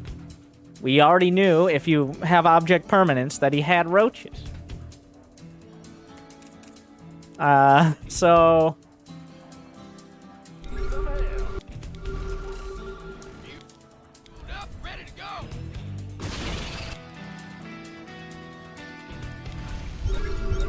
Okay, so this time we have way more Banshees and Hellbats. So this time, could you fucking stop? Stop it. What is your main hotkey here? It's like the Select All Army Clunky Edition. Okay, so that's not going to be helpful. You got to siege up all your tanks so you don't accidentally attack with units that might win the game.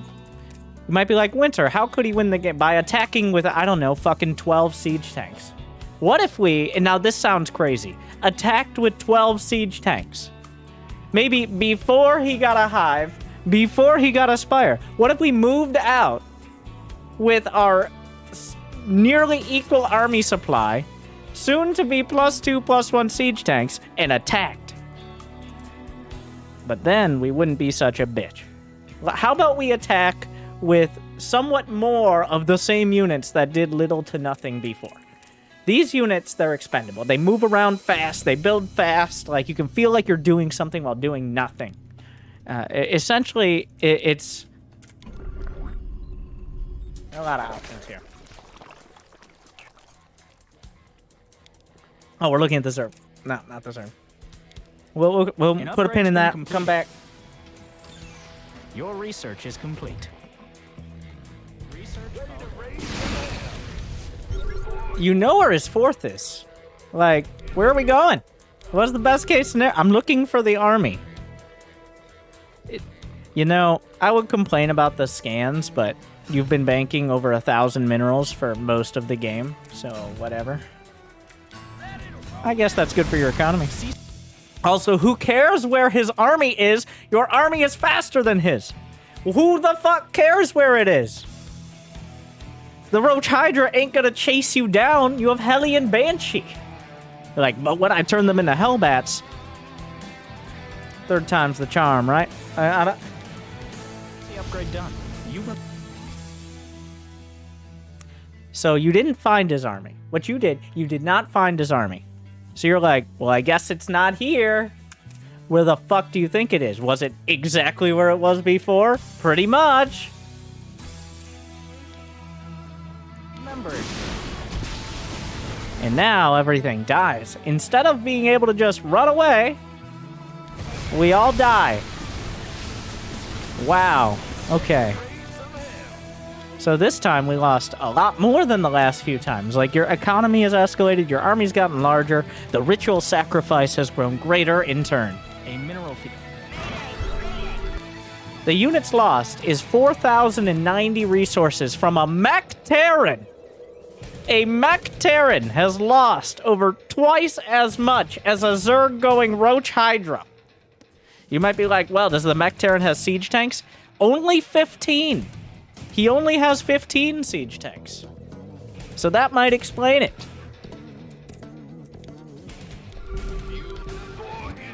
You know how he's going to win this game? Is because eventually he's going to have to attack. Or the Zerg is just going to attack into siege tanks and give up. And this is why we can maintain a certain level of StarCraft skill and never actually pass it, because eventually you'll get players who attack, like, not directly into tanks. We already know where this is going. He's going to attack into the tanks, and then he's going to fucking die, because that's a lot of siege tanks. Like... Command center upgrade. So you might be like, look, it's working. We could have done all this 4 minutes quicker. Could have been maxed out on siege tanks 4 minutes quicker if we weren't fucking around with stupid shit the whole time. Like, but then again, meandering our way to the right build order and the right unit composition is essentially Diamond League in a nutshell. I will eventually have the right units if you give me enough time. Did we need to use that much time? No, of course not, but... And now it all turns around, I assume. There you go. Add-on mineral field. We're building battle cruisers. Oh, shut the fuck up with those scans. Why are you not killing him? Wait, whoa. Either this is like a victory lap, is what it feels like a victory lap. You're like, aha, I successfully siege tanked my way to victory. What you are doing is, this is already 3 strikes because of everything else up to here. But what you are doing is giving him any chance to win the game. Which will happen. Like, if you could have just walked up and killed. Like, you could have already won. But here we are with 5 Broodlords. Yes, we got battle cruisers on the way. But this is the game not being won because for some reason we ran away. Which is, of course, the natural instinct of a mech Terran. You see, this is why I needed the battle cruisers. Wouldn't. Did you jump the battle cruisers into the Hydra Corruptor? What a silly question. Of course he did. Upgrade. Wow. Your base is under assault. It does look like, despite the best efforts here, we are still gonna win. But shame on you. I'm gonna deduct another 50% from House Terran. Shame. That was terrible, and we are all lesser for having watched it.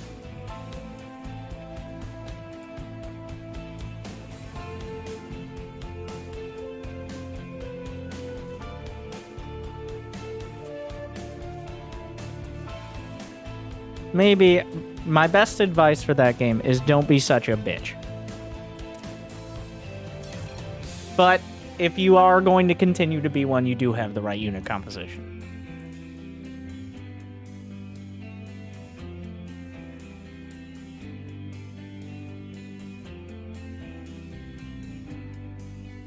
I am spending way too much time on these. It's been a little bit. I forgot how to be concise. How much to skip the line and be next? $56.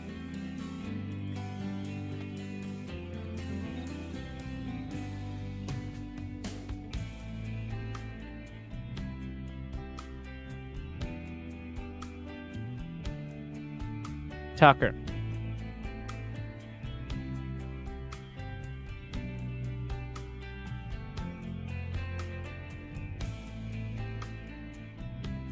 Tucker says, pick 2 games you feel look the most interesting. I'm trying to get back into it. I've been playing random.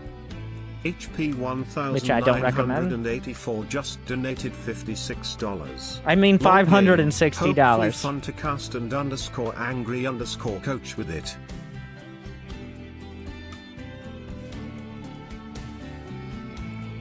Never mind. Diamond. Ah, yes. I think we're going to get a demonstration of every Diamond game we get sent into Bronze League Heroes. Look at how much action there is when players don't use control groups.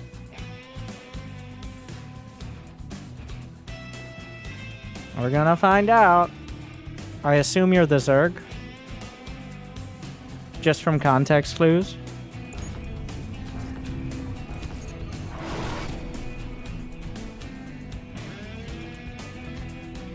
I use typical control groups. Yes, Zerg. Alright.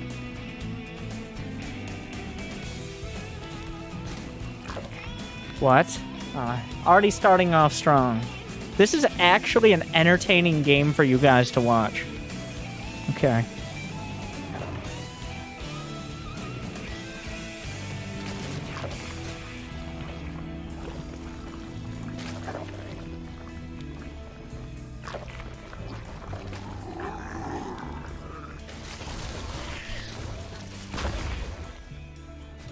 Queen ready. Brenda's ready to rumble.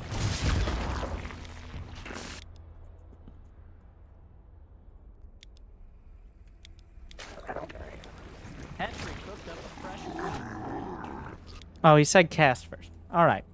No coaching required here. We already know what we're doing in this game. So, welcome back to some Diamond League Starcraft 2. Let me introduce you in the bottom left of Blackburn. In this best of one ladder match, we got Hugo.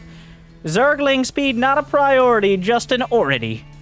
Zergling speed, definitely something he hid from the Reaper here early on in order to make sure the Reaper didn't know he was going to make Zerglings. Unfortunately for him, those Zerglings without speed going to be caught and killed because, of course, they did kill the Reaper in that exact same location. Tough break for the Zerglings, but a nice mind game out of Hugo. On the other side, Seedorf. He's got his medevac on the way out. He's got a few Hellions at home. He's walled things off with the Marauder to stand guard. The Marauder has to get out of the way to make sure those SCVs get a chance in on the action. The medevac is coming home now after successfully surveying the field. The Viking, good, but maybe not good enough. That Overlord successfully evading it for now. All right, going to pick up those Marauders very subtly, using the Overlord as a bit of a mind game himself. So that way his opponent doesn't realize that indeed they're Marauders, but instead thinks they're Hellions or something, if he wasn't using his eyes. On the other side, Hugo. Hugo building some Queens, a strong choice. He's got 3 gases on the way. And unfortunately, those Queens not quite in position to save several of these Zerglings there. The Viking getting involved. The rest of the Hellions having a tough time. The Queens will find them, corner them. They will try to escape to surprising success. It looks like this was a quote-unquote Hellbat build, but thankfully for Seedorf here, he did forget about his armor. Oh no, he's remembered. Hellbat builds used throughout all the leagues by people who think they're doing something, but really memorized a build order half a decade ago and haven't really changed since. They're the ones who literally don't remember anything since 2015 in some sort of drunken or stress-filled haze. and aren't even far enough along to have used the 2-1-1 from beyond. So the Roach Ravager, going to counter this, as today is not my day. Seedorf, correct punctuation. Well, I mean, like using that capital. Hugo, empathetic. And I think so far an accurate assessment of the situation.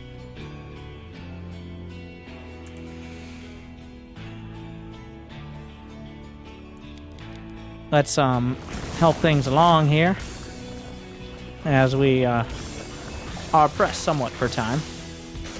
Just insanity. Looks like the Widowmine drop not going to have incredible success. So right now we are looking at Hugo. He's rocking out. He's got 64 drones. He's got 4 bases. He's got creep spread over the half the map. Seedorf, on the other hand, is on 2 bases. He does have a 3rd command center, and he is remembering upgrades exist, which is good for him. So this game should be wrapping up sometime in the next, let's take a look, 40 minutes.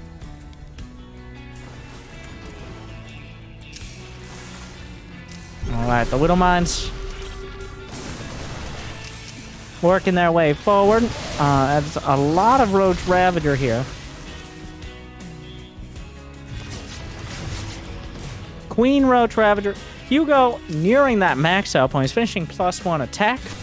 No Roach or Hydra speed because, like himself, he likes his units very slow. But he will be maxing out, and I think we've got an attack impending if he's looking to leverage that advantage.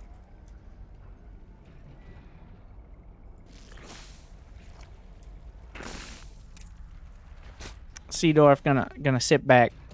Tried the Widowmines, didn't pan out.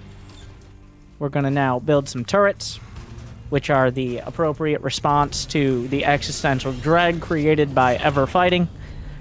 Not necessarily roaches, but you never know. And this is another demonstration of why we're not sure that if all Diamond players are the same person, or if they share some sort of bitch-ass hive mind. Hugo now with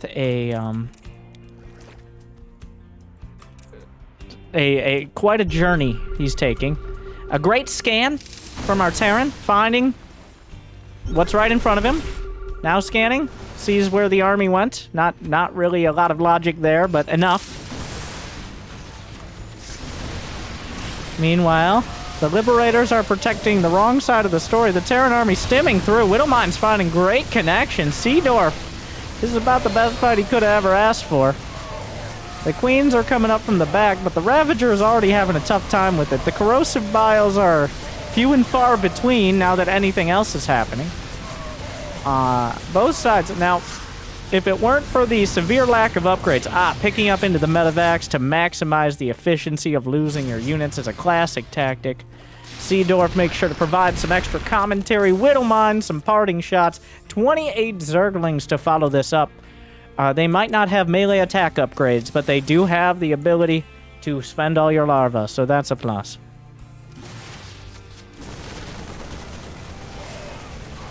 Six Hydras against a dozen Marines. Close fight. Didn't quite work out for our Zerg player here. A couple lurkers on the way as well.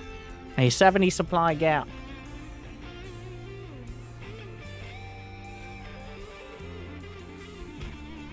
The army supply over double for the Zerg player. Building some more queens, taking that to heart. Maybe one of the few times where that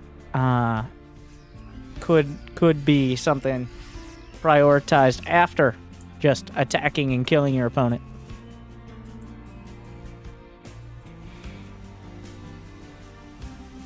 A single Liberator will be very ready to siege up this base when in 15 minutes someone takes it.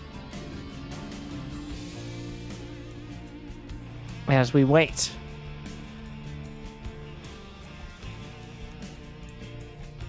Patiently.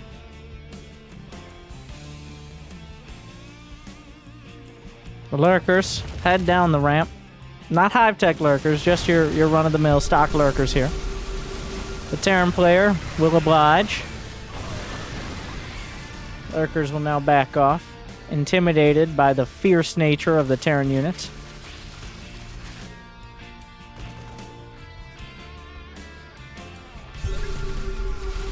Seedorf confirms indeed there is still an army there.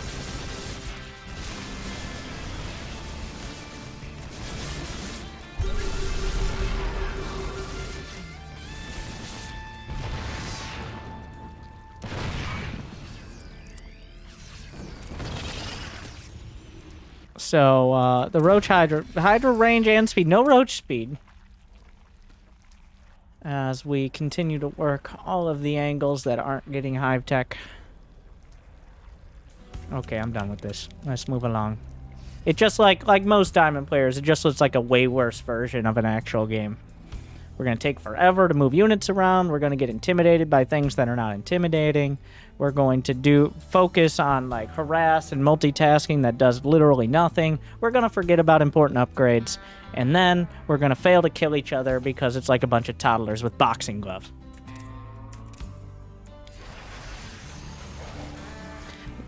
Yes, please, 2x. I will take this as a compliment. It's not. But I don't think you have reacted correctly to much information you've gathered in or out of game so far. So, here we are.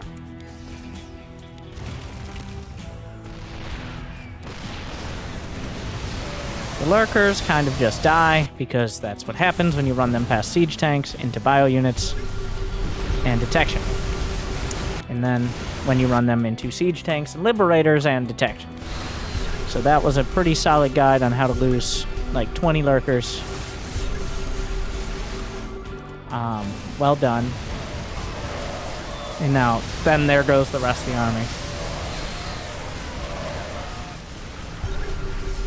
An impressive amount. Like, that was honestly one of the most efficient ways to lose your lurkers while still pretending like they were going to do anything. I gotta say, that was good.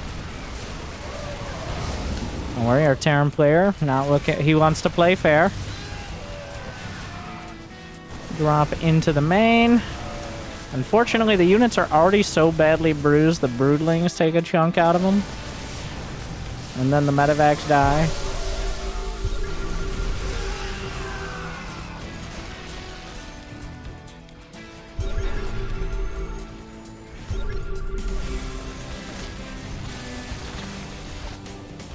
As neither player able to really land a damaging blow. A nuke in one of the least useful spots will now severely damage buildings that will eventually heal. Of all the places he could have nuked, that was indeed one of them. Another nuke. Banelings, no Bane speed. Wow, some real efficient. I'm not sure who lost more here. Did he just nuke himself?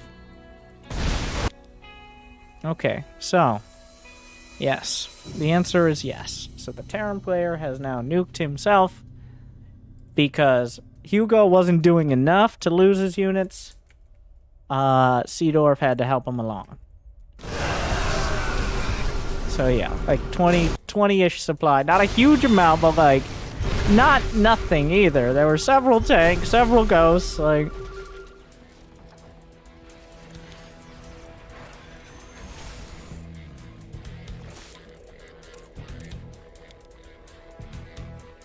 Alright, let's see the Hugo action cam here. How many other units can we throw away? We got +2 ranged attack, +1 carapace, and then we just kind of gave up there. Evolution. Can't. Mineral path is gone. Your drones are being slain. They're creeping on your creep. You took all the minerals for that purpose. No! The enemy is attacking your swarm.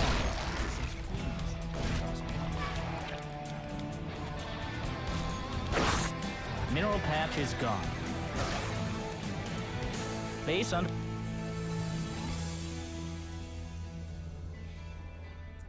Maybe not.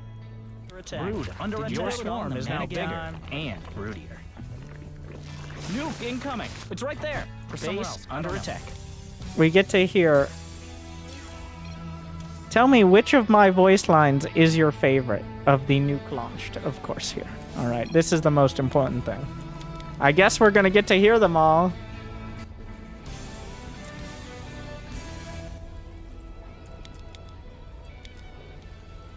Your precious base. Your brood is under attack. All done evolving. For now, anyway.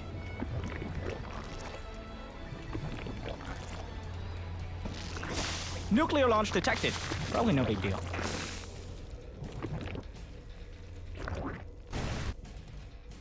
Base under attack. Did you build it all in the main? That's a no. Not there.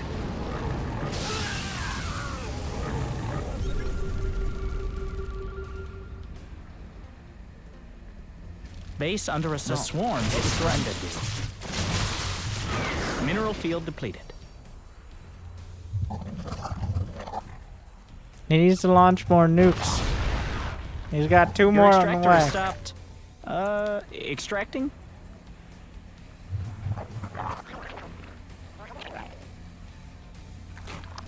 Is that burrow? You need tunneling claws. Oh my god. Oh, he doesn't. He's researching it. I'm sure the tunneling claws will pay off. Nuclear launch detected. Always wanted to say that. All done evolving. For now, anyway.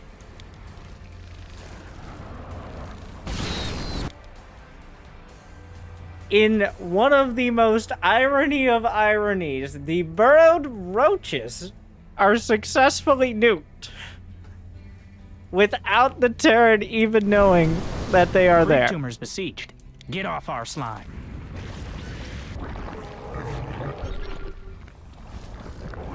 You're all mined out of that. Your base is under Don't worry, a little bit of burrowed roach micro will definitely turn the tide here. Panic time. The swarm is threatened. The enemy is You're all mined out of that, man. Okay, stop.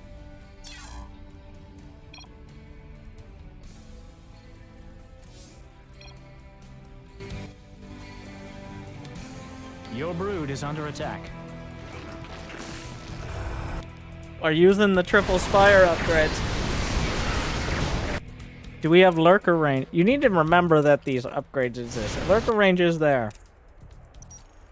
Brood under attack. Base under attack. A nuke. Hide your queens. No! Hide your hives. You took all the minerals. Base under attack. Did you build it all in the main? Infestors. Nuke!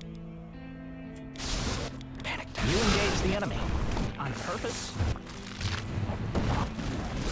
Your brood is on. That way you can fungal the ghosts, so they can't snipe you and you can kill them. Or like, you know, not losing 80 supply armies for no reason and throwing away 38 lurkers before ever actually killing anything with them.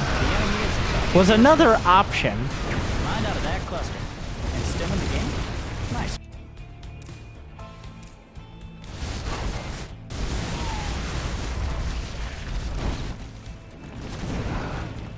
Mutation done. You can run faster and stronger to your death. The swarm is threatened. I think... Wait. The Terran's just not building anymore.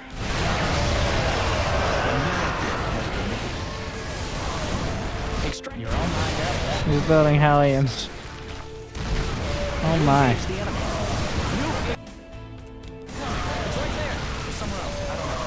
Does he nuke himself again?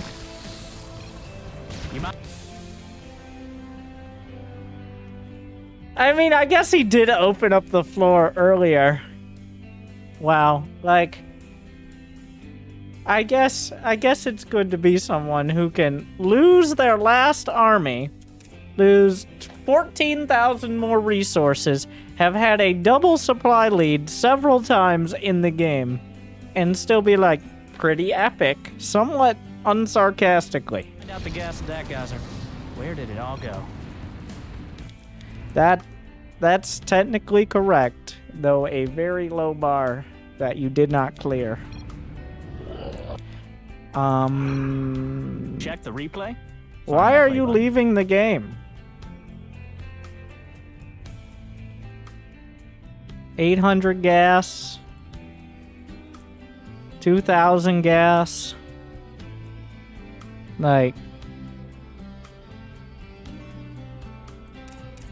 Yes, it's not good. And you probably shouldn't be attacking into bases that mined out, like, 10 minutes ago. But still. I guess extra respect for sending in a game that you lost. But also, like...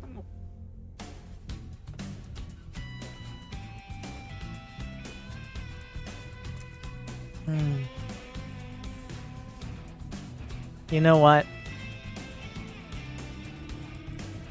Bless your heart.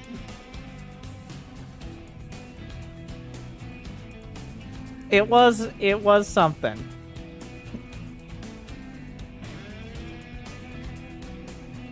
Like, just remembering that half the upgrades that exist.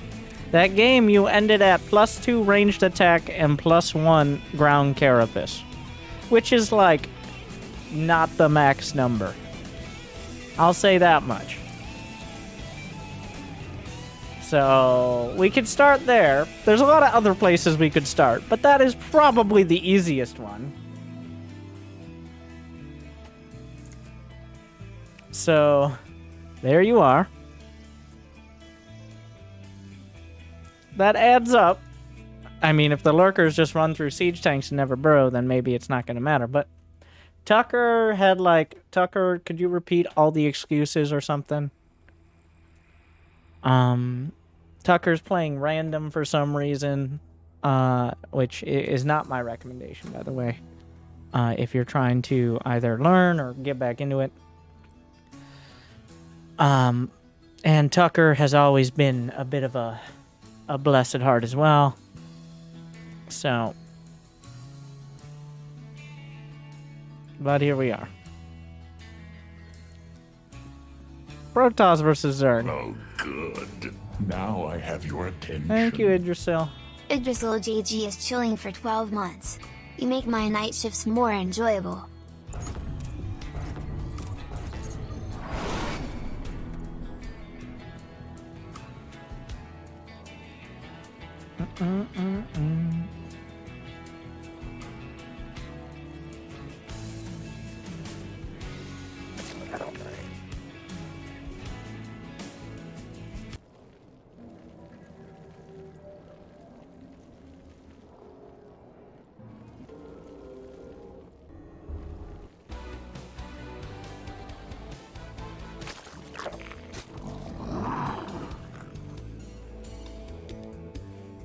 Oh, we're looking at Tucker. Okay. Need more. The man spent $76 for this, says Price FTW, who, for someone named that, should have gotten the price right, which HP 1984 corrected him to say it was 59, which was wrong. It was 56. But here we are. So great job, Twitch chat.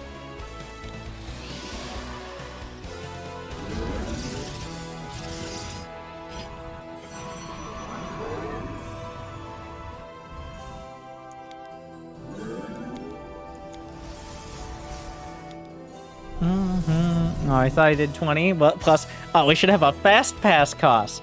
Oh, shit. That's a great idea. Thank you for inspiring. Fast pass is it's cheaper now.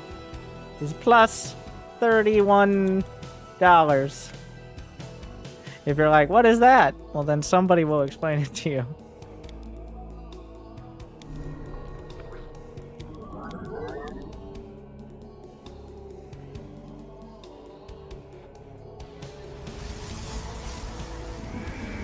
The invention of more monetization for things you've already paid for. You can't build cannons without them. Okay. So Tucker. What is he doing? And why are you doing that? This, I already know the answer. I'm sure Tucker will come to the wrong conclusion, but... What's happened here is the classic, I scouted a hatch first, but then, stick with me, I scouted a spawning pool, and that was very scary. So that's where we are now. So we've just ignored the fact that was obviously a hatch first, and we don't need to wall off for the fact that there's a spawning pool at any point. So therefore, we are doing 2-gate. Unless the 2-gate is intentional, in which case I have other commentary. But, like, why are there 2 gateways here? And no nexus? Why is that happening? Slow pool, so I wanted to proxy. Wait. Wow, that was even more wrong than I thought it would be. Okay, so it wasn't the, oh my god, pool panic. It was, I'm trying to care about what my opponent is doing, so I'm gonna fuck up my own build because I'm wrong. So, thank you. Tucker, for once again exceeding expectations. I appreciate it. So you wanted to proxy, okay, and then you didn't. In my defense, I went in planning to proxy a Stargate. Okay, so why didn't you?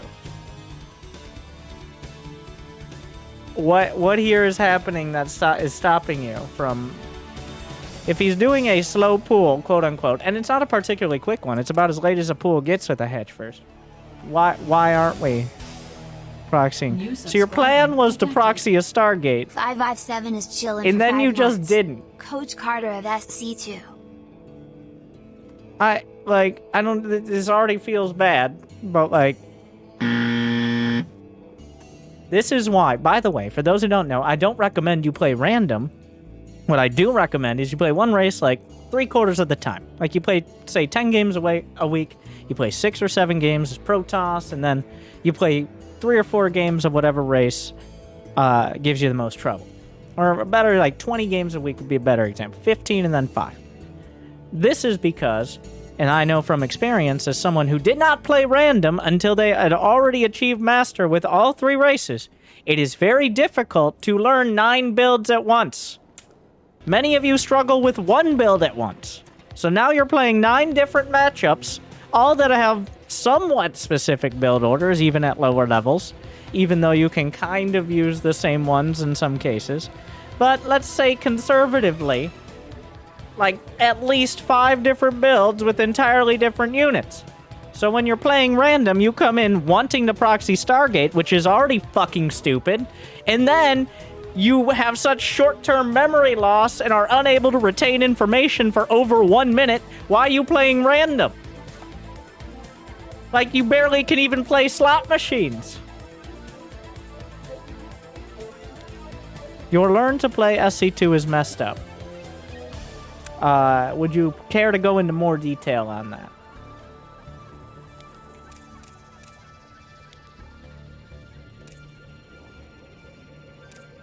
Okay, so this is just terrible, and don't do this, and what are you doing? It's got Angry Coach in the playlist. So you're saying you don't learn anything from Angry Coach. Alright, well, thank you for saying what everyone else was not thinking because they're incapable of conscious sentient thought. I went into your Learn to Play Starcraft playlist, Winter, and I found coaching! Can you believe it? What the fuck is that?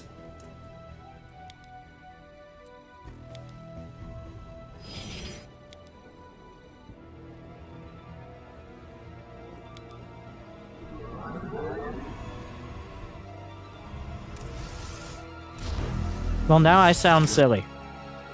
Better to be thought a fool than to type anything on the internet and prove it. Now you're building a zealot. 100%. I know what your stupid-ass donkey brain is thinking, Tucker. Don't pretend like... I would say you give Tuckers a bad name, but that's a hard thing to do.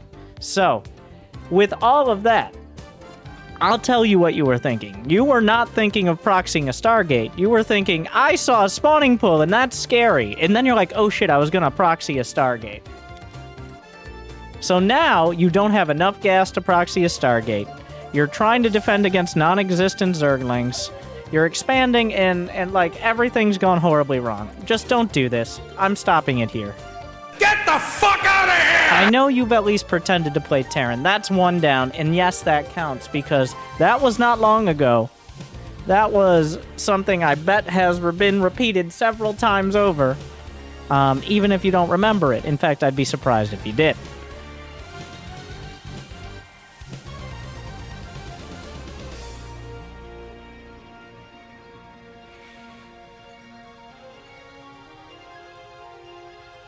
All right.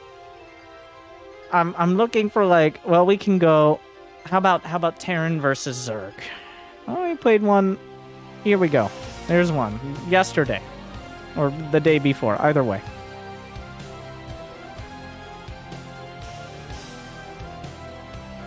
That's one of those like. I do appreciate when people provide insight into their thought process, because that really proves how terrible it is.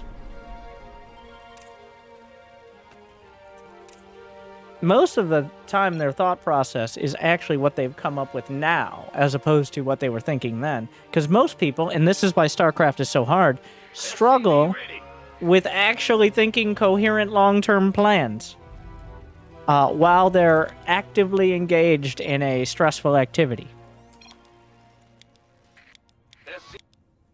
Who set that trend?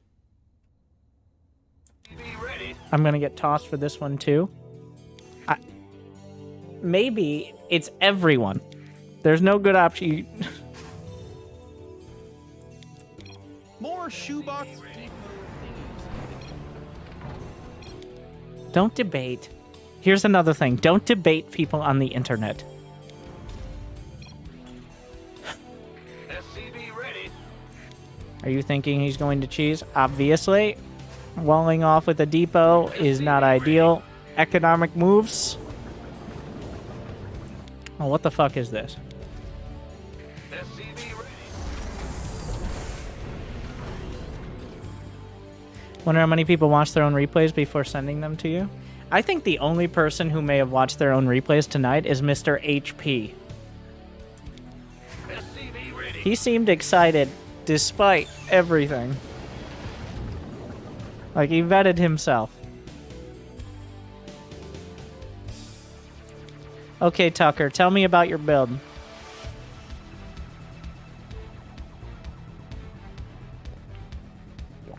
Let's get some insight here.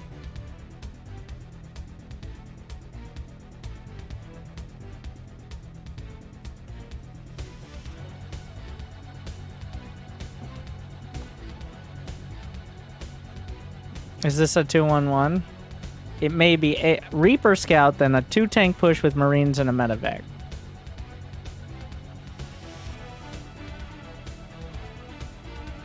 I just want to make this clear for all the Terrans who might be capable of learning something.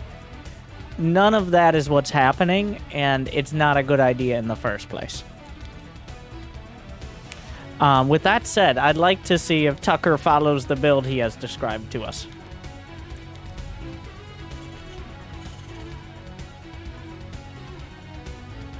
Your command center upgrade is complete.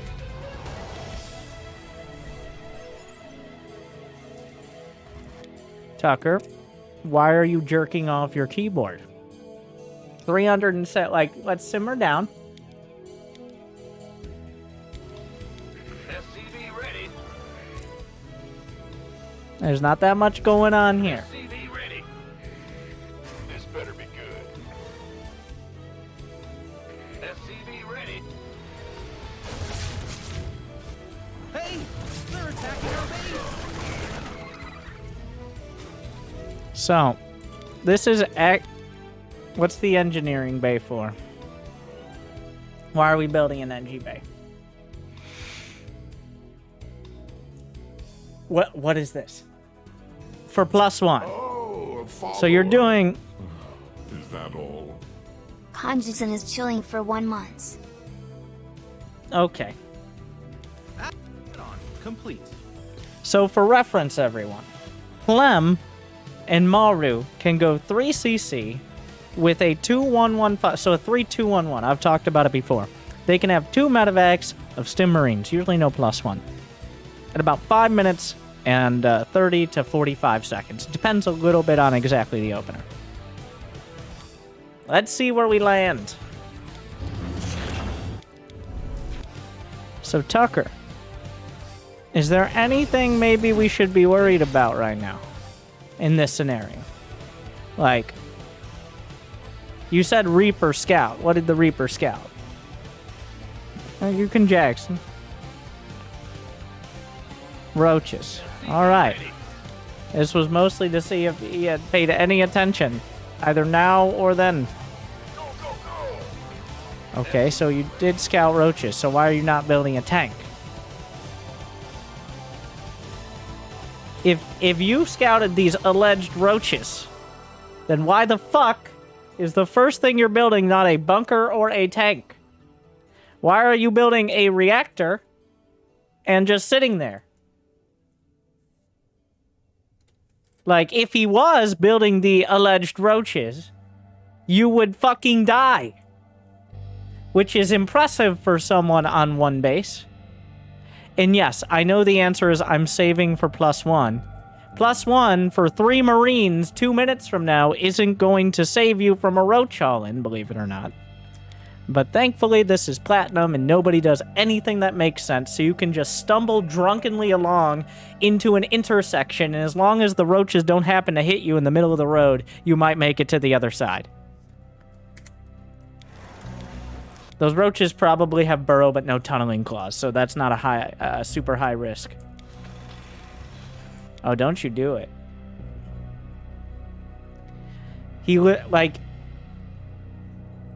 The attention span of a particularly mistreated goldfish. You're gonna build a command center here, which undercuts literally everything you've said. If you build a command center right now, you can't build any tanks, you can't build +1, you can't build any medevacs. It's defeated the entire purpose of your build. It's just a way, way shittier 1-Rax expand is what you've done if you build a command center here. It is the less economic, the less defensive, and the incredibly more inefficient version of doing a normal 1-Rax expand.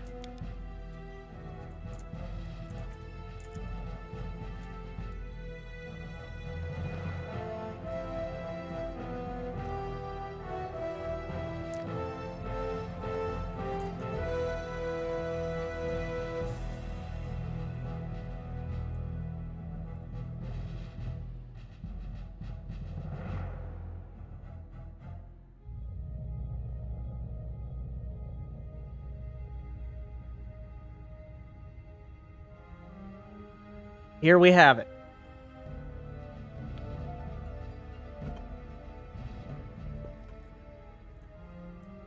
Thank you, Tucker, for putting your own touches on the build.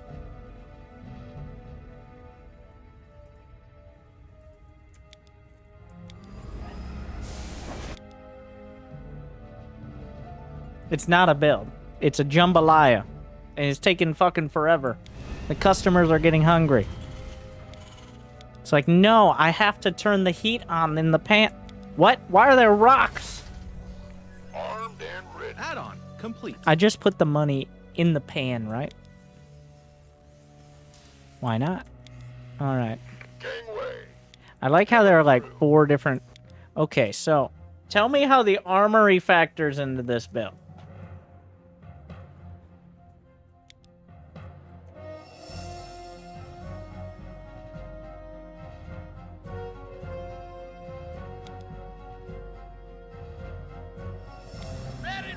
Hellbat timing, right? God. Ready. SCV ready. Research.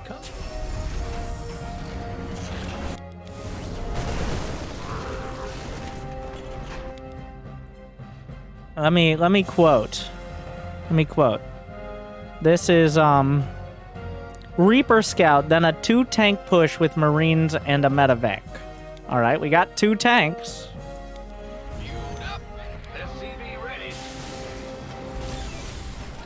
by push, that's more of like a metaphorical thing. It's like, I'm pushing to get promoted at my job. Where it's like, well, there's a certain amount of people who can get promoted and etc. Like, but it's not so much a literal attack as I pushed him down the ramp. Which counts, right? So yeah, this is just like, there's 2 strikes are terrible. It's obviously terrible. Like, on its face, it's terrible. On every other part of it, it's terrible. It is, you can see so clearly where the thought process is getting distracted here. Like, on paper, we got a Marine tank push. In practice, we have every bad habit we learned in the Silver League and never ever even attempted to break. Like, what are we doing now? We're gonna get a turret. Why? Because it'll make me feel safe. Where's the turrets? Like, I usually like to do my 2 tank pushes with 3 tanks and multiple turrets at home. Where's the turrets? What's wrong with you? What are you doing microing tanks when you could be building turrets?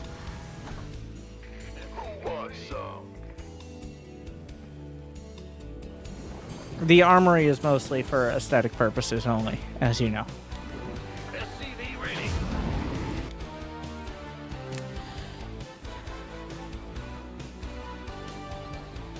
We're gonna just watch the rest, but let me tell you right now, if you ever do this, why in the fuck would 1 medevac of Marines do anything? Nothing has happened. He has no obligation. Wow, that's quite an Overlord spread. He's got, like, Overlord pox over here. Oh my. Anyways. If you have done no damage, and he's been sitting there building a similar amount, because matchmaking works, why in the fuck would 8 Marines in a medevac at 7 minutes do anything but lose you 8 Marines, a medevac, and also everyone's respect? That's obviously a leading question. The answer is they wouldn't unless you went to his house and unplugged his fucking Ethernet cord, which would be a more productive use of your 130, now 300 APM, which is very impressive for someone with 20 APM. You want a piece of me, boy?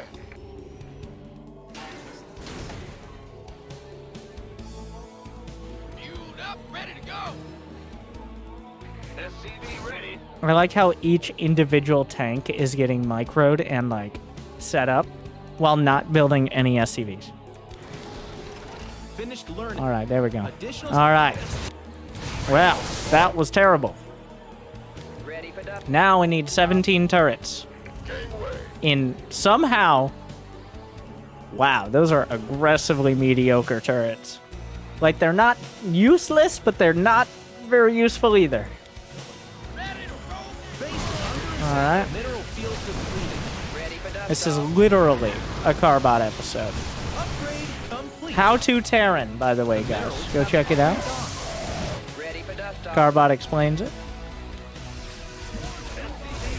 Ready for Or maybe it's the How to Zerg. I'm not sure. No, How to Terran is make Marines and kill Protoss, which was an artist's impression of how Terran works. But How to Zerg was killing Terran with Lings and meters. Didn't even need Lings.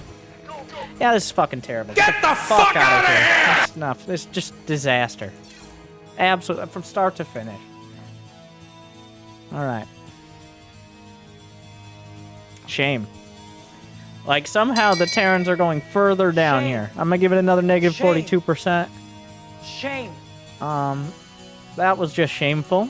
Like, no amount of, like, I haven't had internet for 5 months because I was busy, like, growing potatoes in Appalachia or something. I don't know. To feed my family of 74. I don't know whatever it was, but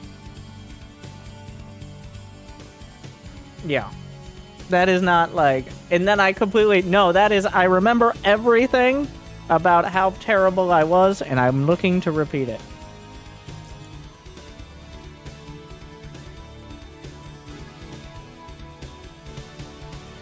Alright, Bob.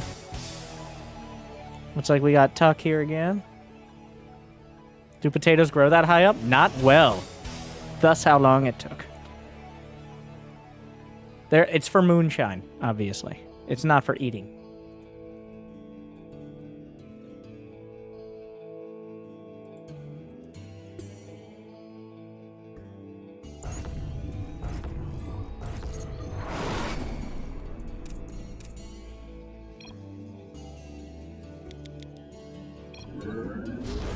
All right, Bomb.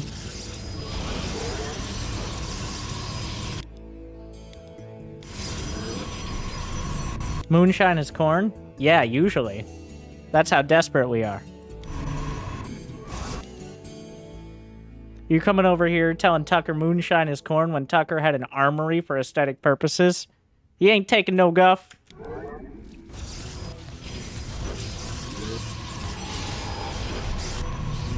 Also, what, did the FDA come and test it? Like...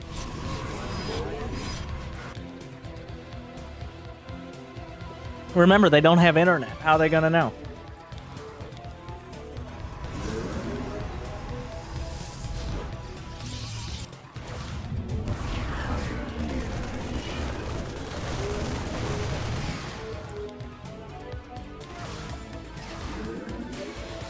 Bob making an active effort to build workers during this. Missing the gates a bit. Bob. How many times? I'm bringing up my notes. As you know, Bob has done more standard coaching in the past. Let's see.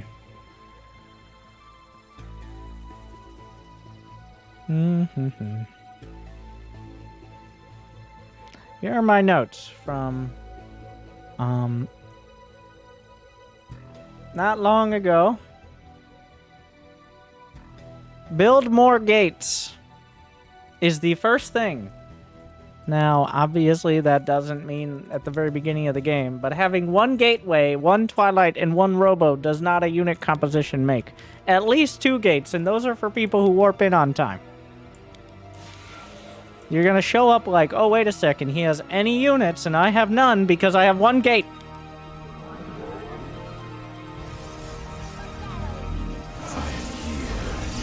Oh, wow. Okay.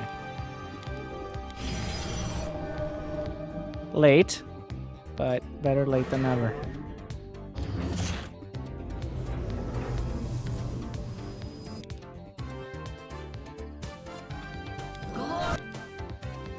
This combat is upon us. I'm here. No, this is only take a third. Okay. Rubble Bay? Alright, fine. Fine.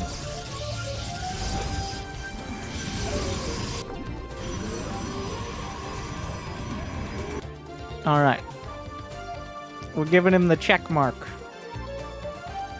of I approve the build, marginally well executed, it makes sense, gates could be quicker, but I get where you're going, and it's not a bad move in this scenario. The Forge was questionable before the third until the Rubble Bay came out. Forge is before 6 minutes at least, but for a Colossus build, it is not a bad idea to get alongside the Rubble Bay. As long as you're not going to die to a Widow Mine drop. Your probes are under attack. That was remarkably well handled. Research complete.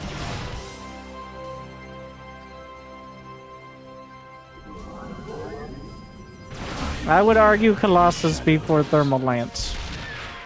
That would be putting your Lance before your Robo creature. And this is where we go wrong. Those Stalkers were not more important than actually getting a Colossus. Those Stalkers have now delayed the Colossus by another like 30 seconds.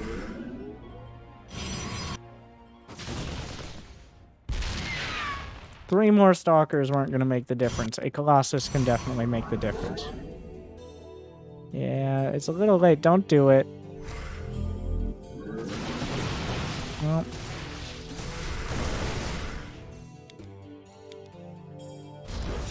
He got out. Now, if you can get vision at the front while continuing that is an optimistic Templar archives.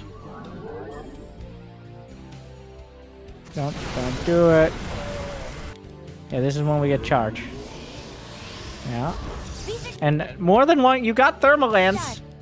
Get a collat. Alright, I guess it's a matter of timing. Don't.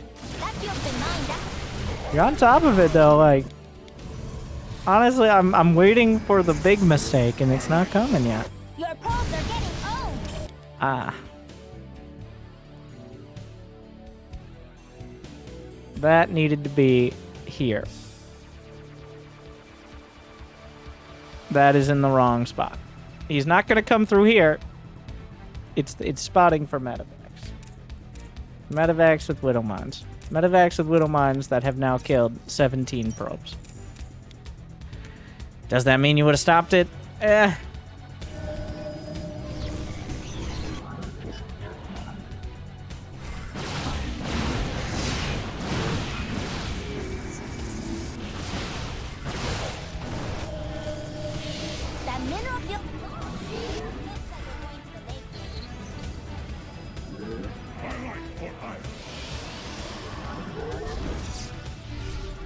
My dad always researches that one.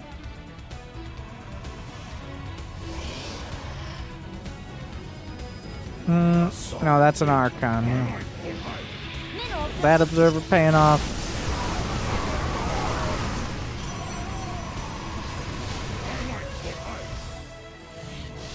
That field's been mined out. Hope we have an extension. Did you mine through? Not bad. Where did those medevacs go? As long as you're ready to recall. You're engaging the opponent. Time to raise your APM. Your forces are taking damage. Yeah, War Prism had a rough day. Terrible damage.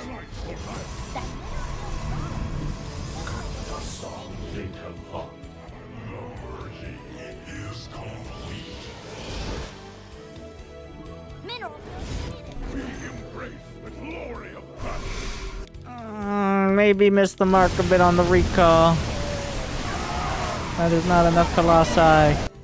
And it was all going great until you misclick the recall and then you slam the select all army key and now it's a disaster. Like, this was a very avoidable disaster by just figuring out where the army is before committing or not recalling only a third of the splash damage. But here we are. All you gotta do is, if you're taking a fourth, make sure he doesn't kill you. You're building the army that every Terran hates. Until you don't. Yeah, there's no storm. You put your army in bite size. You really snap defeat from the jaws of victory on this one. Ooh, that was yeah, that's not nearly enough zealots.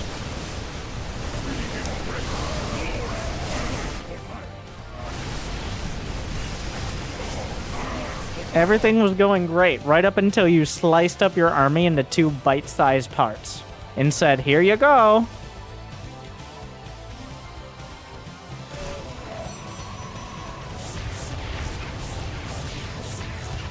And then forgot Storm.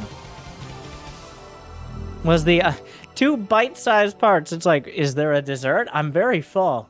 It's like, no, there's no Storm. Don't worry.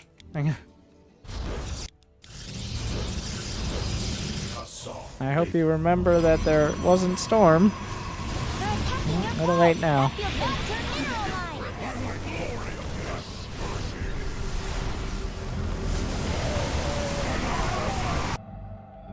No GG.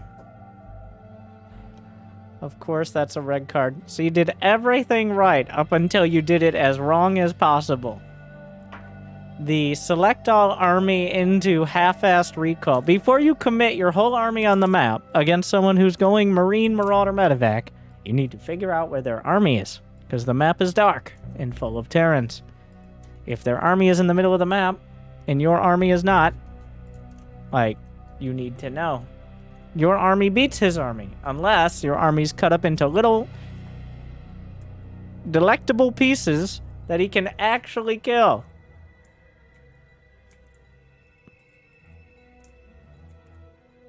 Yeah, well, it was all good right up until then.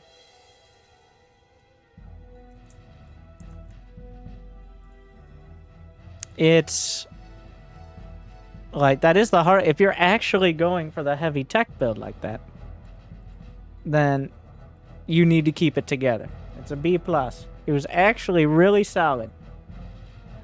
Right up until a critical mistake. And that's how Protoss works. Unless you're like Haz or someone like Zest can barely pull back the games when he does that. Zest does that, but he sometimes pulls it back. Like, you can't forget Storm and then lose half your army for free. You can't do that.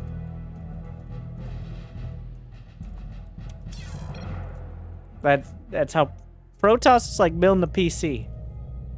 Where other things like Terran's like having a pizza. Marines, Marauders, Mines, Medevacs, like you got your pizza bread. I don't know what the fuck you call it. You got your sauce, you got your cheese. Maybe add some toppings. Maybe get some Liberators, some tanks, whatever, some ghosts. More flavor. But with Protoss, like, if you got your motherboard, you got your dedicated WAM, but you forgot to plug in your monitor. And also, you don't have a processor. Like, all these pieces are important. Some of them are, like, very simply, you could have a $3,000, $10,000 computer, and it'll run, but if you don't have a monitor to plug in, I think the monitor in this case would be, I don't know, observers to see where his army is. So that way you can see if it's working or not. But if you don't have that monitor, you don't know if it's working. And you don't know where the Terran army is.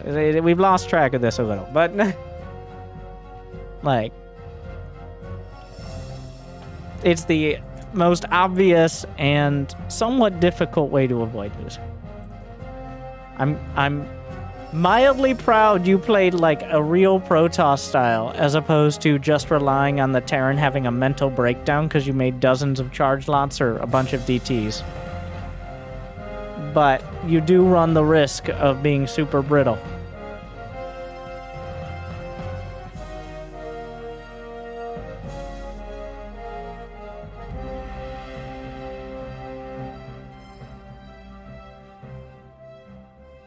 Okay.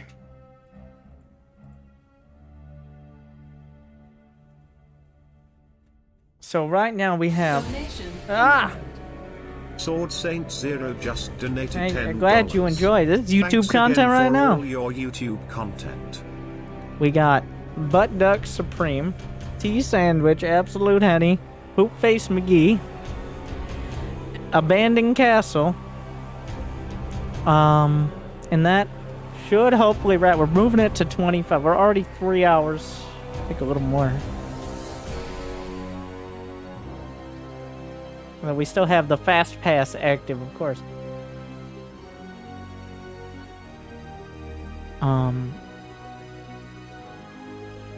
That puts us at 5.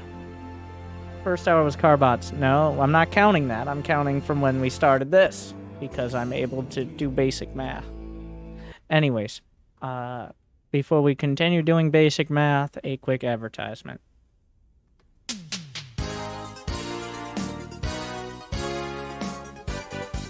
Hey everybody, I'm Winter, and I'm here to talk to you about Prime Gaming.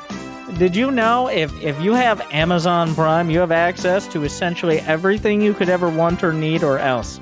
Amazon Prime, your best place to get all the items and food and some of the several TV shows and now gaming. Okay, Prime Gaming means every single month, or else, well, not even every month, just like all the time. There are so many amazing deals you can get at gaming.amazon.com. Are you interested in a free, absolutely free, one-day VIP pass and 5 free songs, which I probably can't play on stream, with Magic Tiles 3? No? Well, go fuck yourself. Sword Sing Zero is chilling for 4 months. How about baseball? And you know what's more boring than baseball? Playing baseball on your phone. You can do it now.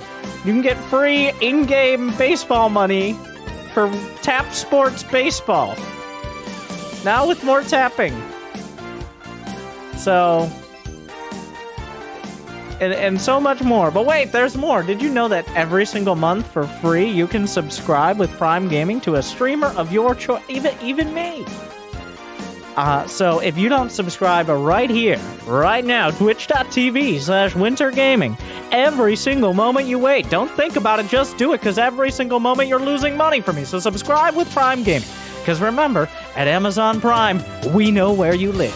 You told us. Thank you. Good night.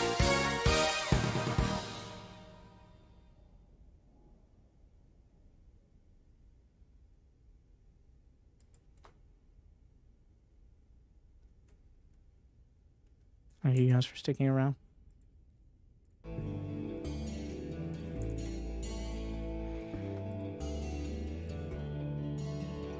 Bud Duck Supreme is telling us that he sent in a second replay.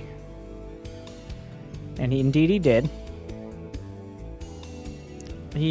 Well, he's a Protoss. Bud Duck, I want you to make sure you don't spoil it. Somebody tell me if he does. But with a name like that, actually, you know what? No. With a name like that, and as a Protoss,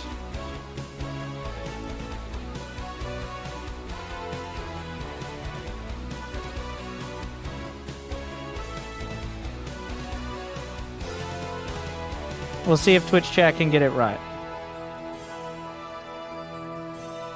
Is this me or that other guy?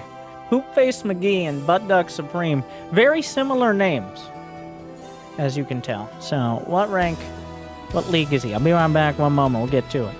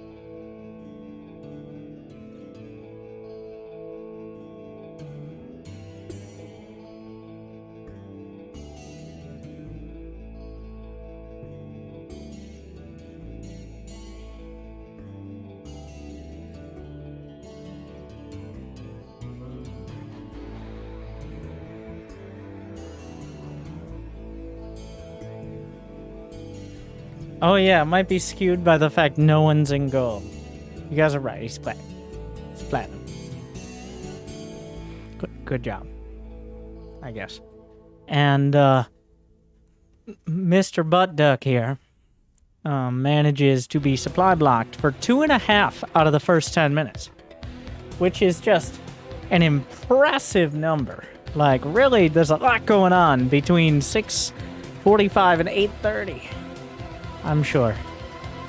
Let's find out. It must be some intense and top-tier micro happening there. I'm sure that's what explains it.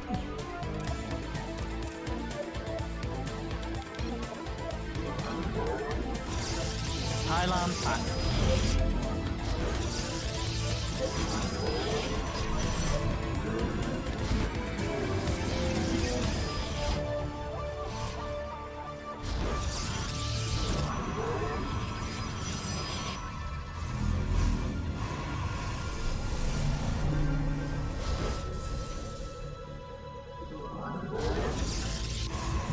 That other probe was not qualified.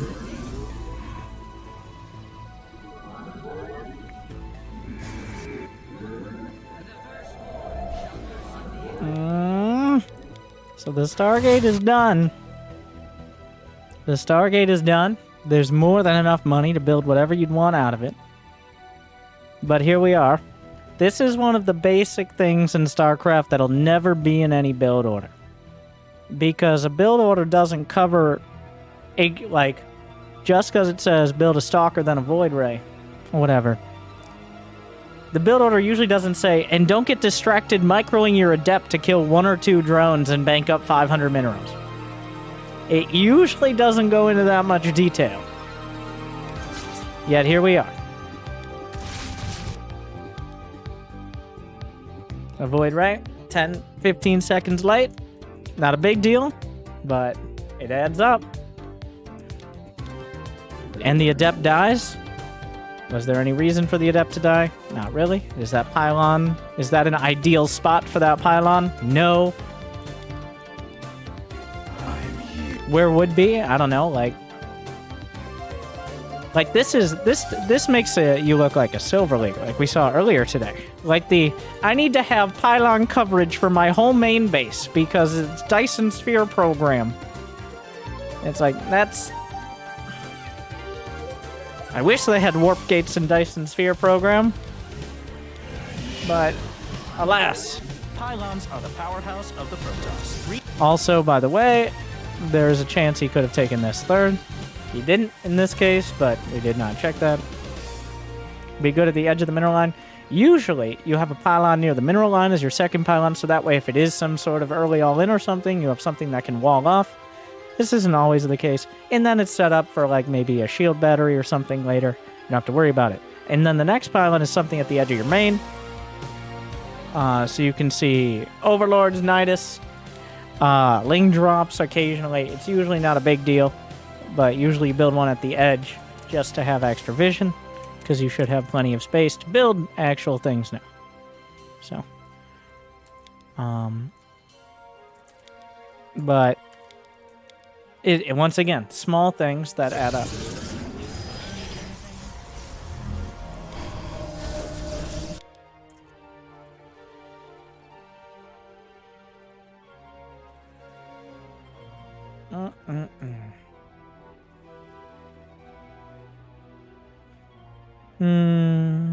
Where do we put it? Oh yes, here we are.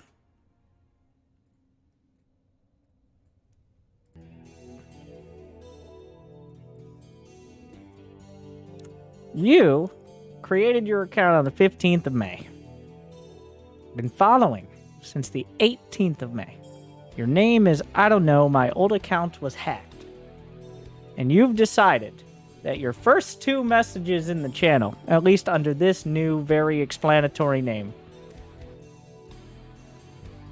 is, I wish you played more SC2 and not fucking suck dice in game. But we don't get what we want all the time.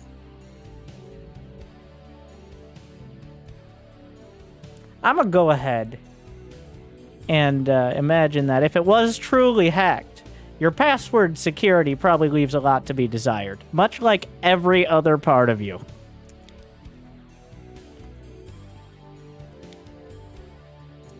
Good luck with that.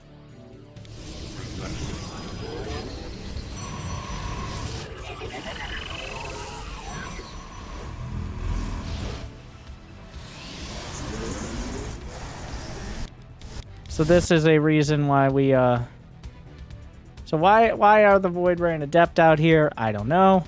The Void Ray is supposed to kill... Oh, like, this is so many small things, it adds up to a strike.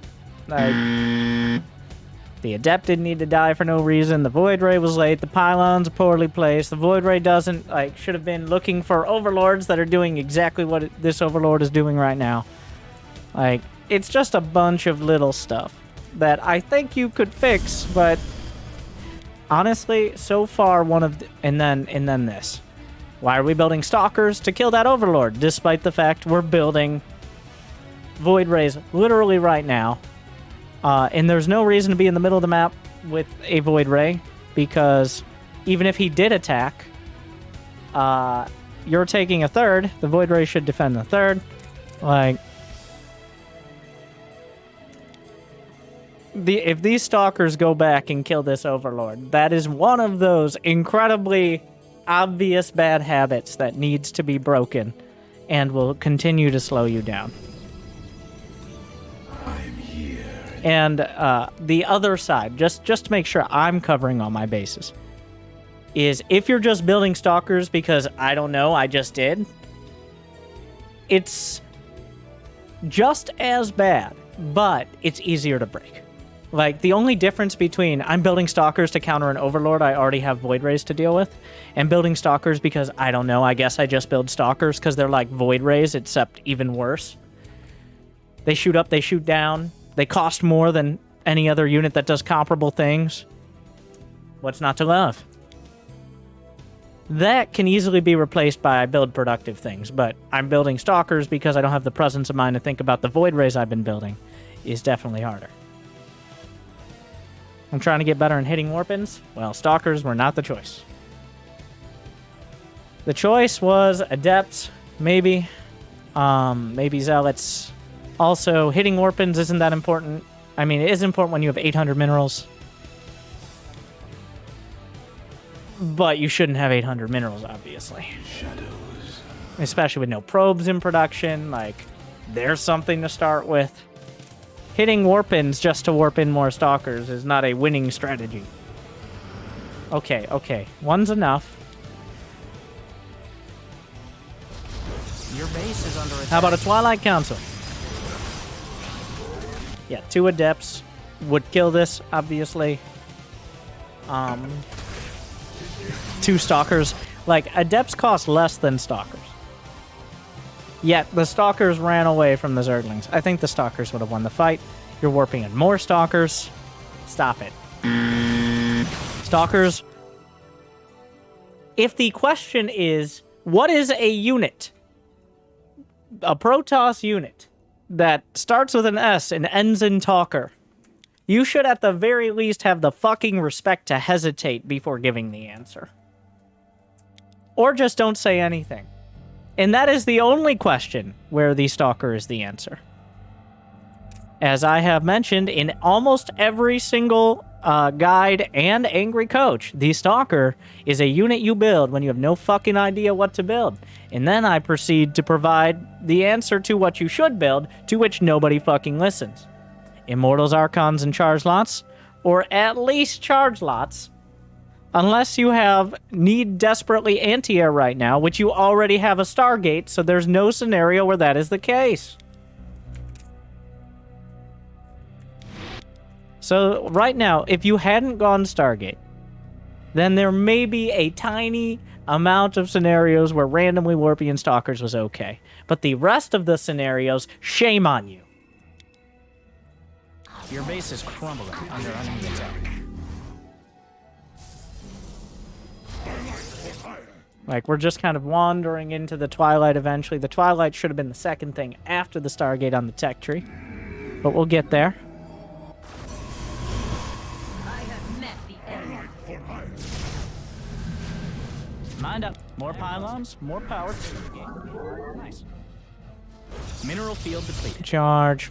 Eventually we'll remember the forge. Remember 6 minutes was the timer on the forge?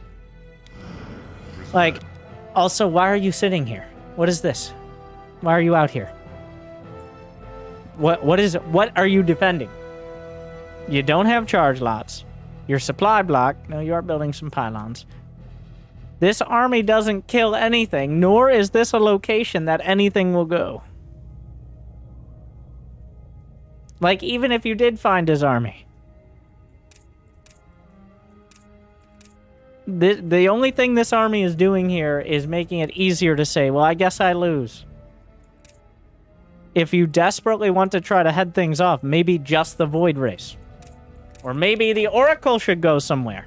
Or maybe we should try using control groups for anything but a pseudo-select-all-army key plus warp gates. You know what? I guess it wasn't select-all-army because it doesn't have the Oracle, but it does have the warp gates. I do that sometimes. It's a pain.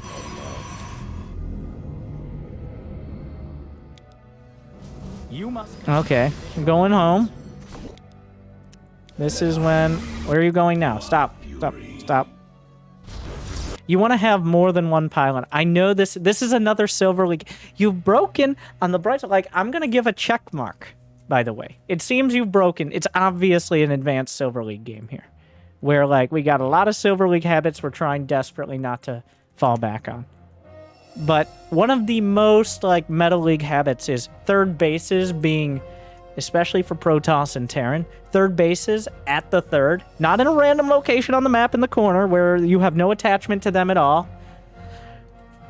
Third bases at your third, they are a stressful business. For someone who never learned camera locations or learned you could up the fucking sensitivity of your edge, like the screen edge scrolling, like going all the way to a third, oh my god, like, do you want to kill me? My blood pressure is so high. And obviously we see that here with one pylon, no gas geysers, not nearly enough probes, and no other... And even the army doesn't want to get close to the third. Like, we are half the armies are... Okay, all right, we got nice bite-sized pieces of the army. But the third base is like, I am very ready to chop off this foot if I need to, because this is stressing me out. So maybe stop being a bitch and accept the third base as a fact of life and start protecting it like it is. Because it is. If you just lose your third for free because you have no shield batteries and you have nothing to block Zerglings and you have one pylon and then once it gets depowered you have no warpins, then you will lose. You will die. You have to treat it like it's actually important to defend. There you go. We're slowly accepting that. Research is done.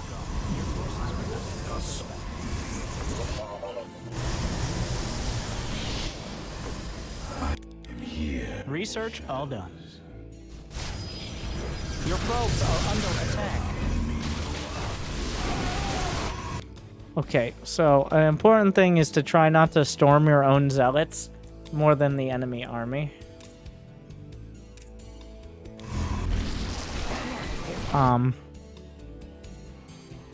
But like, they're attacking your base. As long as you build enough army.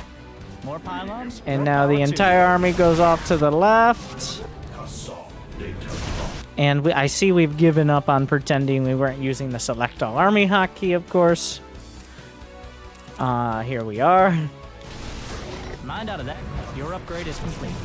There goes the Oracle. You have engaged the enemy.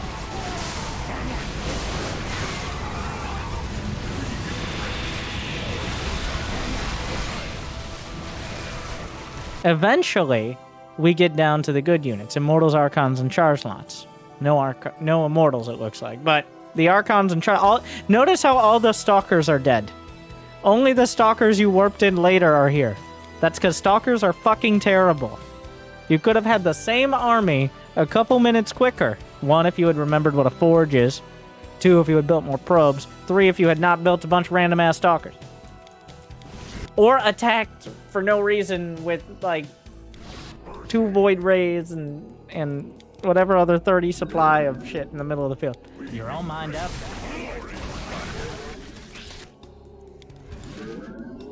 Okay, here's the moment of truth. You've won the game. The game is won. How much more time is there?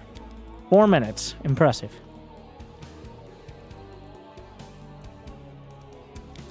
This is when any robo unit, maybe an oracle, some defenses at the 4th, and then charge lot archon.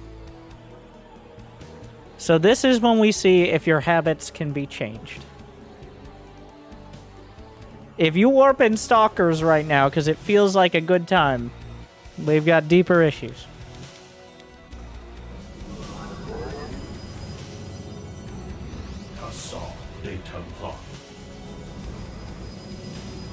There you go. At least you're able to react. Like, I can't say this for everyone tonight. At least you saw, oh, this works. And you continued doing it. Which is more than I can say for many of the people tonight. We got there eventually. Okay, so you can see that he has another base to the north. I mean, we're getting there.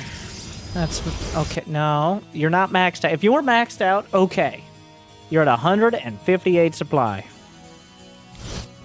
I'm even gonna forgive those stalkers because with this many, once you get like 20 charge lots, definitely could use more archons. Those could have been archons. I'm gonna forgive having like a dozen stalkers in a maxed out army because that's not terrible to have some of that. But it's when your fallback is stalkers rather than your supplement. The minerals from that cluster. Like stalkers are like, I don't know, vitamin supplements. Okay, you take a few, fine. It becomes your entire meal. What the fuck? How are you alive? A mineral field has been depleted.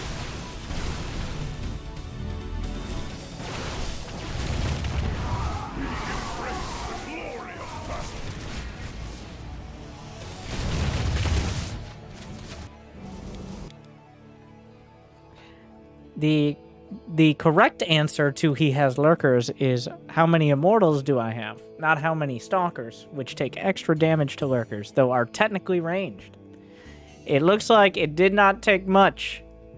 Like, did you forget literally 5 minutes ago when all your stalkers died and he didn't have lurkers? Technically, stalkers can be good against lurkers.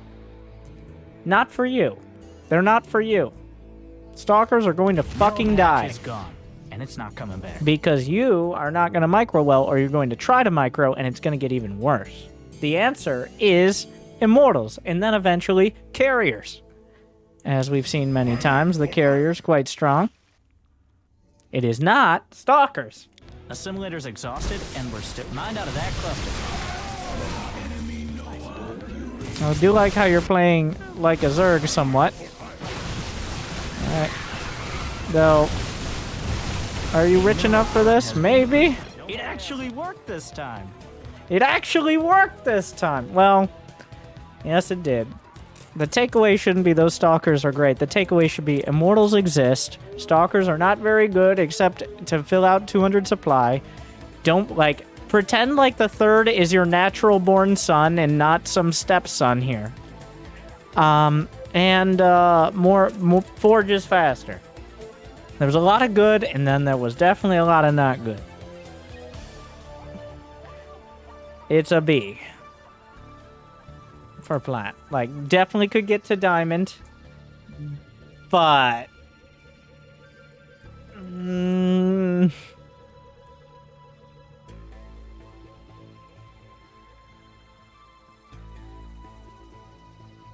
There. Protoss. Alright. I think actually we're at like 4... I'm making up numbers now, but aren't all numbers made up?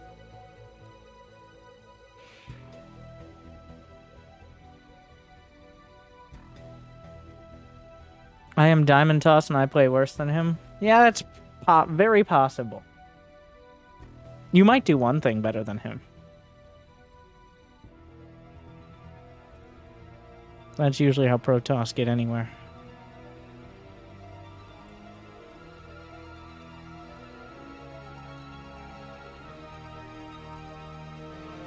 We've now got to sandwich.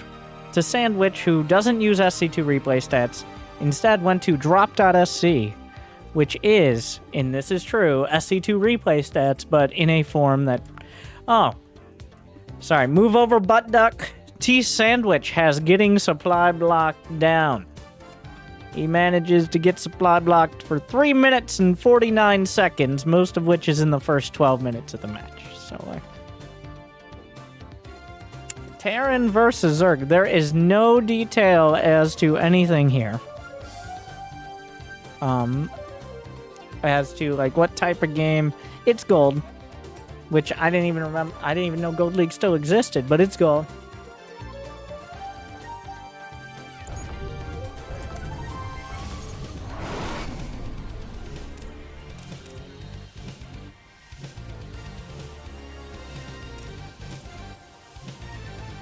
Alright.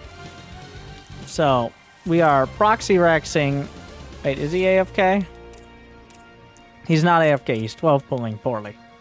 Okay, so... What the fuck was that? Alright, so... Ah, yes, we're doing a okay, just strike one. Because I don't need to waste my time on this. Our time. Just generally, he sent in a proxy rex. He may not have remembered. This is a 27-minute game, and most people that have sent in games tonight have a memory of approximately 13 seconds. So, 27 minutes is, and this is true, less than, or more than 13 seconds. So, proxy rexing someone who's going straight up pool first is usually not great.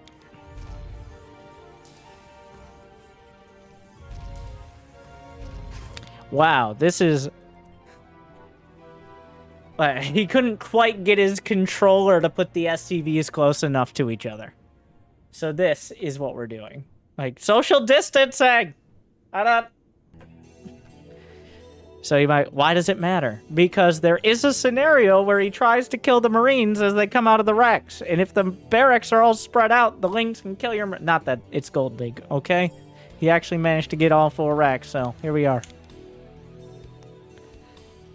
I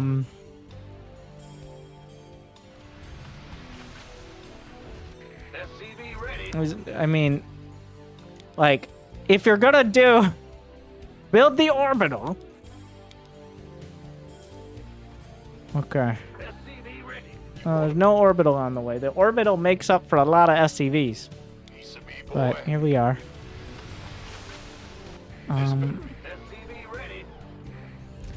So an important thing to check is, like, is your opponent expanding? And we would have found no is the answer. Unfortunately here, the roaches are about to show up. Which is, Surprise, motherfucker! Well, thankfully they are being right-clicked across the map, so... T-Sandwich. Don't you build a bunker like you're gonna get Marines home in time. He's thinking very hard. Oh.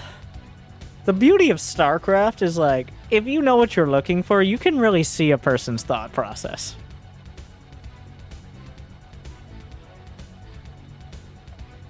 For better or worse. So, the Zerg player did not notice the bunker at his natural. T-Sandwich has decided he will just simply evade the roaches by lifting his command center. Be nice to have had it as an orbital, wouldn't it? But, like... That, like, the beauty of this, like, let's break it down. So, we're doing a proxy rex. Already, first things first, go fuck yourself. But second, okay, we're doing a proxy rex. The roaches... scamper by. Okay, well, that's not good. Alright, we got options. SCV. Okay. Alright, I don't got any units. I could wall. No. Fuck this shit, I'm out.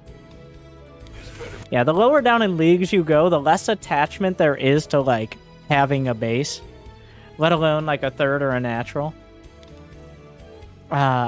Especially when you've already built most of your base on the other side. Like, this is not the worst response. Like, we're making fun of it. I'm making fun of it, but like, honestly, if that was an orbital, it'd be better because it would build energy and you could drop mules. But like, he evaluated the options and this was the reaction. And it's not a terrible move because there's no defending the main. It's gone. So this is the best case. Like, this is not like, that's quite a thing. I don't think you get an orbital with 4 racks. Oh, I'm sorry. Are you reading me off the 4 racks build order to this fucking gold leaguer who's banking up 250 minerals? Somehow, despite his command center being lifted? Oh, I'm sorry. Was he not doing the thermal 4 racks all in?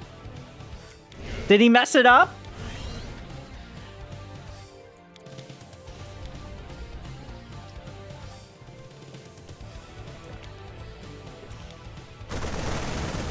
Here we are. So, the beauty of this, the roach is just still on the warpath. Oh, lower the depot, hide the SCVs. This is a 27-minute game, remember. If those Marines...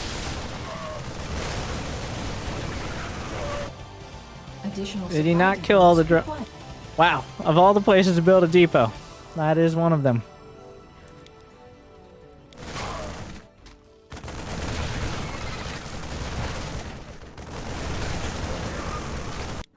All right, so on the bright side, both players somehow, despite having not either 0 workers or 0 mining, both players have 400 minerals in the bank, which is just a very impressive number.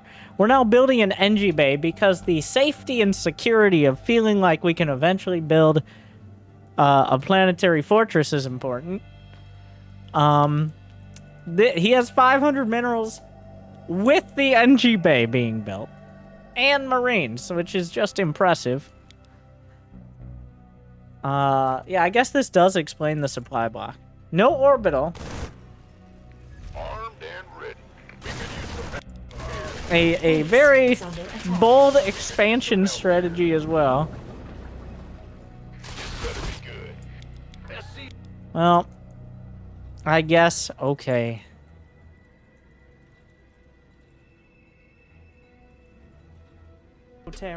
Alright, fuck. It doesn't really count, but by this point, the orbital is kind of required. So, we will use our... Let's see what I have to say about it. Starting the game, I decided to go Terran. I rally my SCV, JK, no I don't, to the depot early.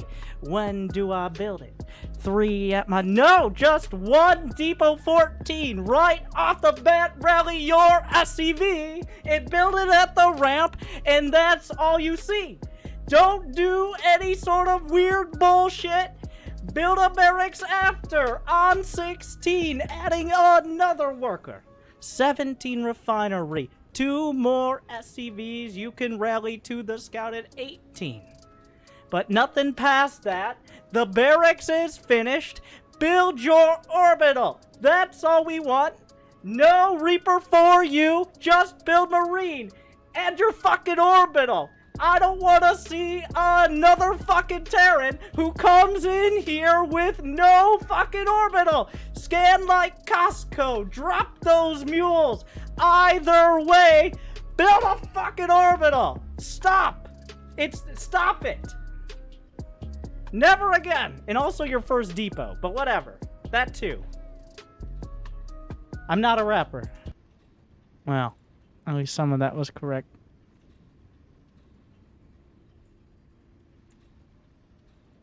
Here we are.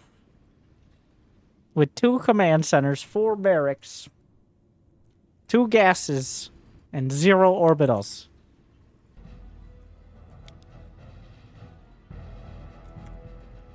We could use some help. Base is under attack.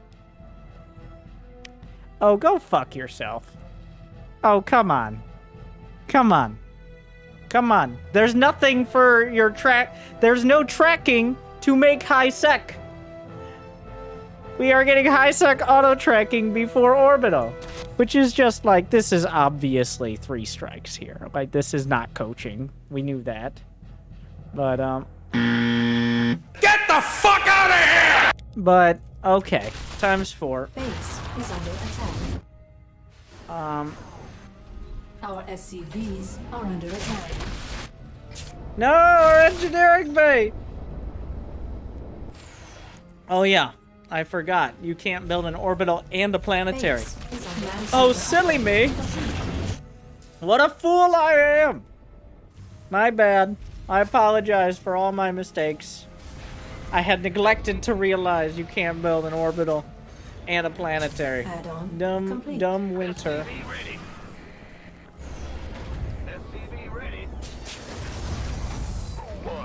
Command center upgrade complete. Wow. Impressive. Didn't think we could lose the tank. Research complete. But the lifting of the CC was not a bad move. It actually was. Oh wow, that does he have the high sec? Of course. The only upgrade in 10 minutes is high sec auto tracking. Add-on complete. Which is yeah. Where is it? Let's see the fusion core. What? An armory. Is that SCV trapped? Ready to plunder. No, don't fight, you lose. It's a Zergling. The armories, I like how we still have like emotional ties to our homeland here. One day we will reclaim our homeland. It's like, no, that's not our line. I thought the Terrans did it the other way around. That's more historically accurate. Oh my god. Mineral field depleted. Mineral field. Well, and there is the fusion core. Base Ready to plunder. Can't hold them alone. Command center upgrade. Research. Unfortunately, the amount of turrets has precluded many battlecruisers here. There's just everything is everywhere. I appreciate the flexibility. You gotta give him credit. Like, since he has obviously no tie to any sort of build order or unit composition, he's just kind of throwing random shit at a dartboard, and some of it lands. Like, there's such malleability with his strategies. He can twist and turn like never break, because there was nothing to break. Gangway. Can't hold them alone. There's a lot of mutas. Ready to plunder. Want some? Base is under attack. Everyone knows the best counter to mutas. Wow. Sees multiple spores, says, that's it, that's there, that's the spot right there. And apparently it was the spot. And then it dies. Okay. Alright, we're gonna eventually take back that natural. We will reclaim our secondary homeland. I don't even know what that scan was, and neither does he. I heard a scan. We all heard a scan, right? He never looked at a scan. There was a scan. Armories go... There are designated armory locations. Upgrade complete. Armory number... How many is that? We're looking at Armory 3, 4? I don't know. There's like 3 or 4 armories.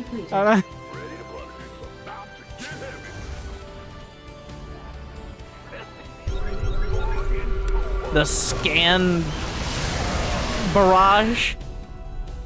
Ah, yes. It was a trap that we scanned well in advance and still sent us on.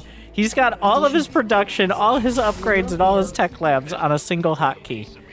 But he's got his second hotkey dedicated to his depots, as is appropriate.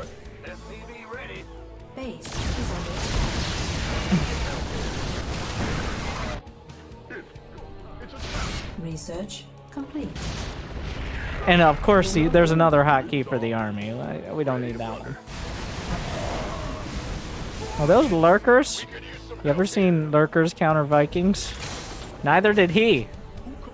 But he still killed the base. Yeah, this is beautiful. Like, this is quite something.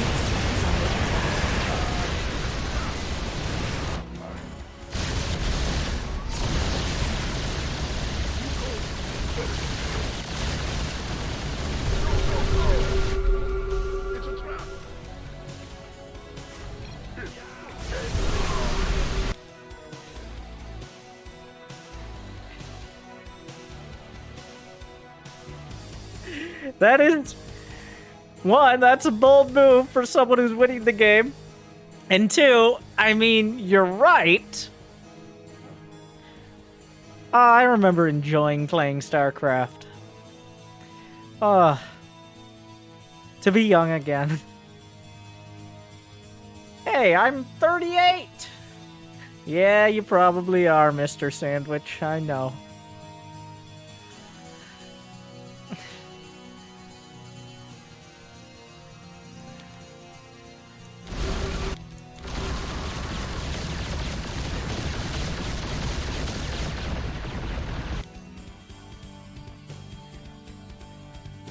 How to say what league you are without saying what league you are?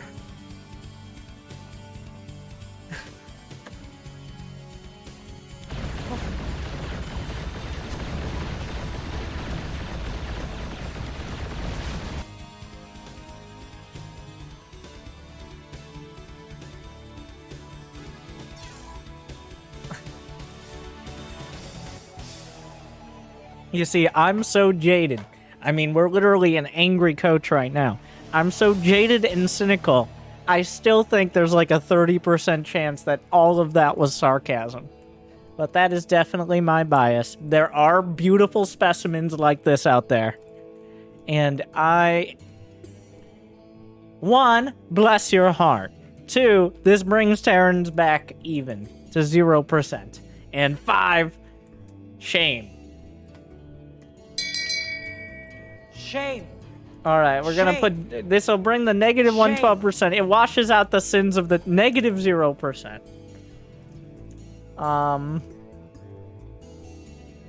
Yeah, this is a lot. It was a lot. Wait, did the Terran leave? Wait.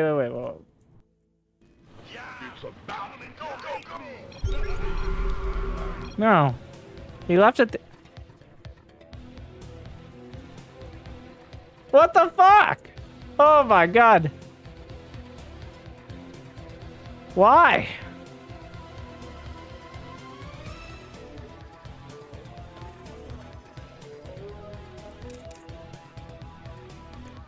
I have no idea what's happening.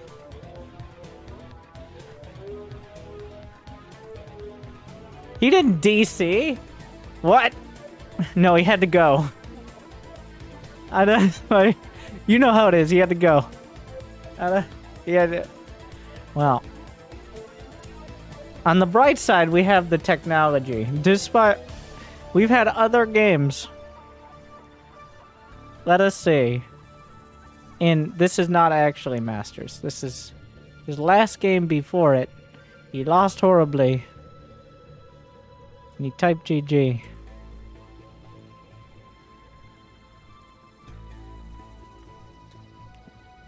Here's him losing to another Zerg in June. A very similar army supply throughout.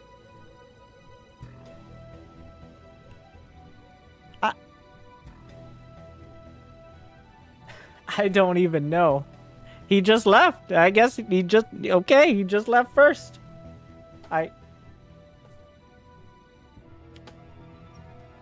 Okay. I have nothing to add.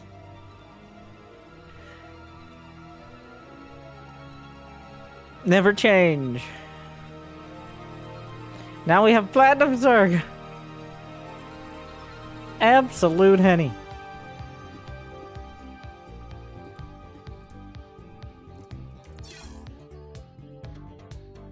Good recovery.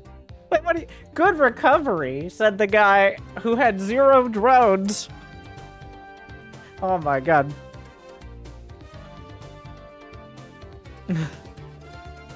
Good recovery from lifting your main.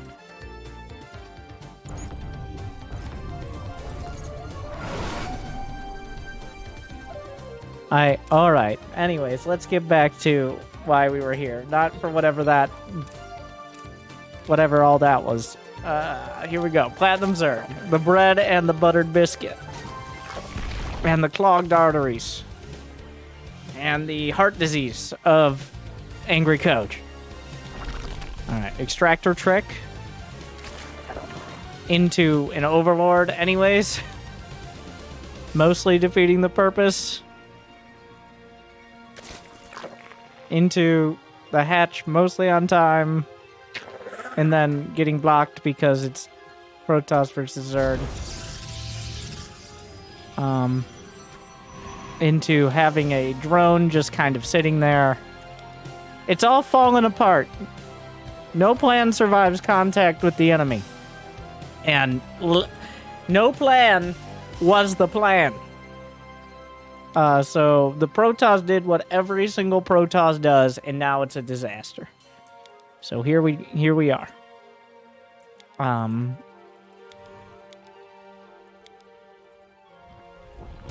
Alright. So one drone just chilling. No, we're gonna chase him. Alright. No. Okay, well you're not gonna have the money for that because you already built. Okay. Alright then. So this pool finishes, and now we don't have any minerals because anyways. Alright. Build a couple wings. Oh, good. I think it's not Now I compatible. have your attention. Thank you for a year. Snackum Cackum is chilling for 12 months. Plat Zerg on my 1-year anniversary. Can't get much better than this. It really could though.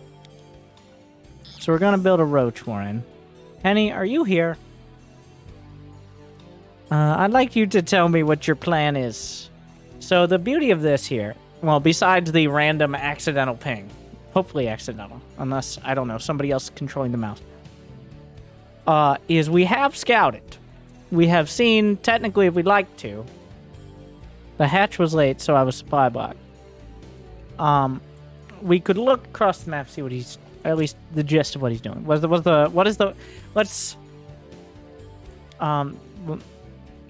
the plan? I'd like to hear what the plan is. Just generally, and not specifically, just generally.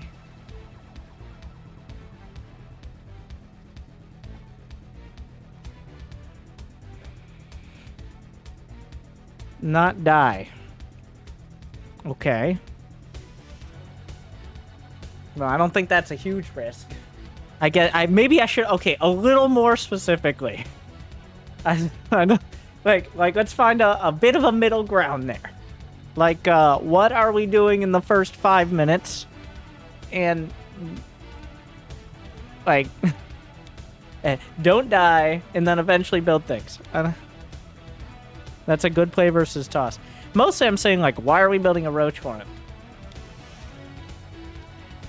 Because, and now this is the reason for everyone else, is if you build a roach warren and 3 hatches, you are essentially all in because you have no money, because you've already spent 1, 2, 3 drones on 4 drones on buildings, which is over 1/5 of your economy on buildings. So if you go for a roach warren, I don't even know why we're building a 3rd hatch. Last Protoss I saw before that cannon rushed me in a carrier. Okay, now I need you to listen closely. This is not the same game as last game. Each game, you start with the same fucking Zerg, drones, and hatchery that Cyril does. But somewhere between 0 seconds and 2 minutes and 29, it has become very clear you are not Cyril.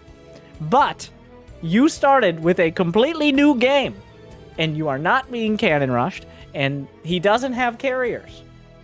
So, with all that said, I want you to tell me that you understand that this is not a fucking MMORPG where any loot you gained in the last dungeon is going to help you out in this one.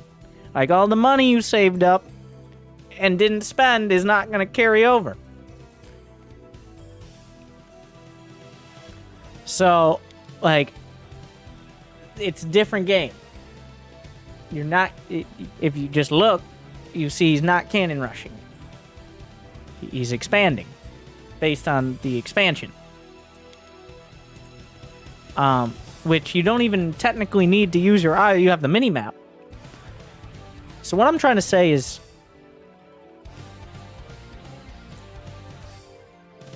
You know what? I don't know what I'm trying to say. I'll come up with something.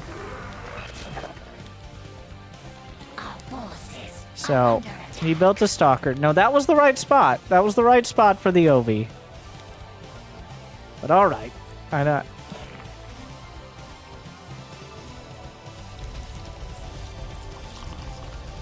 The Roach Warren is mostly just to feel safe, as you know.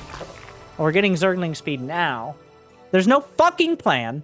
Not a single Platinum Zerg has a fucking plan. The only reason they're in Platinum is because Terrans and Protoss hit a wall at the Gold League. Just like we saw in the previous game. The Terran and Protoss hit a wall because they can't figure out how to fucking build one. Not even with their Proxy 4 racks can they get them close enough together despite any social distancing regulations.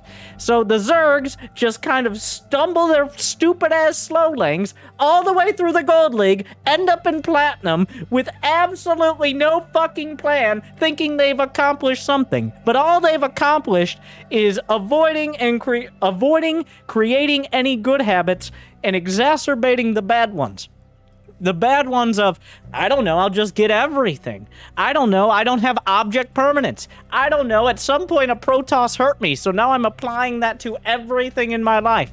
Believe it or not, at some point, a Protoss player, it looks like this is that exact point, will figure out how to wall off correctly. And now you're just going to be fucking behind. Because every Protoss for a goddamn decade, and probably longer back in the Brood War, has blocked a Zerg's hatchery. So that happening is the least, like,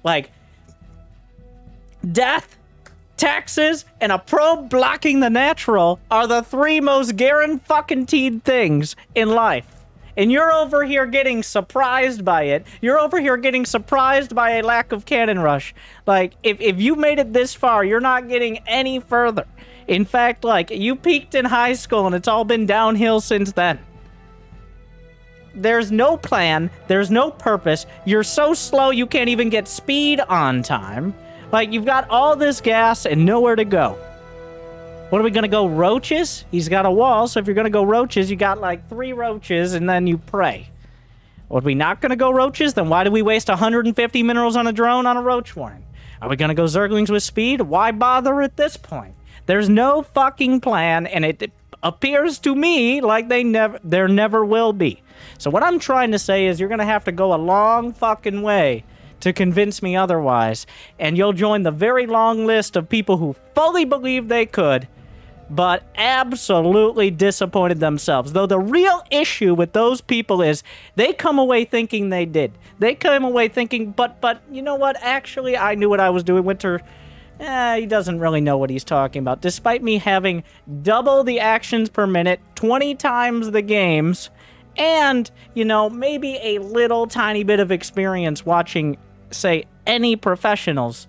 Nah, I mean, like, I looked up some builds on Facebook, and I guess I did my research, and I came up with Roach Hydra?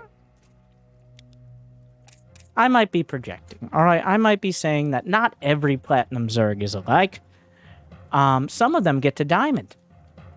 So, we'll see. Maybe you're different.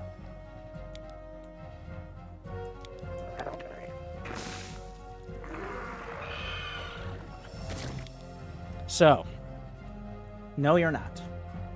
So we're going to get a Roach Warren, Zergling speed, a Spore Crawler at 3.5 minutes, and 6 Zerglings.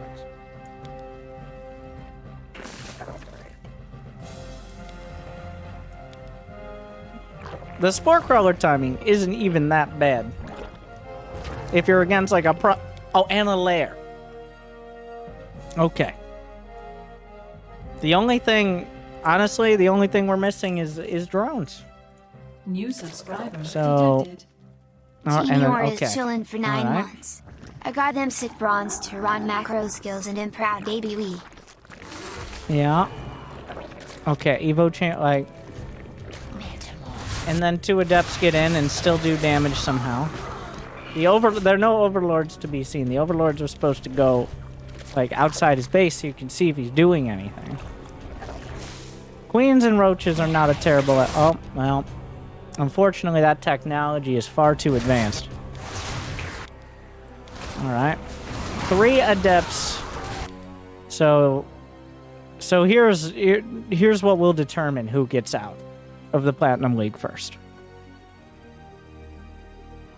Anything's happening. Micro time! I'm excited to see what we're going to do, both players, on their macro turn.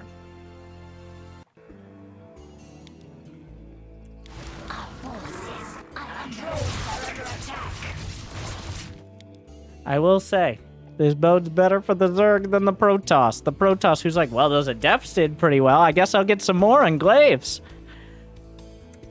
13 drones is a better response. And then killing half of them to build spine crawlers, maybe not so much. Maybe build those roaches you're upgrading. You know those... Oh, you've got +1. You got roach speed on the way. You have 0 roaches. You know what would be good against the fucking adepts? Roaches. There you go. Metamorphosis complete. Like, you were right there. You were on the doorstep of victory. You were on the precipice of enlightenment, but you kind of vomited and slipped into the canyon of,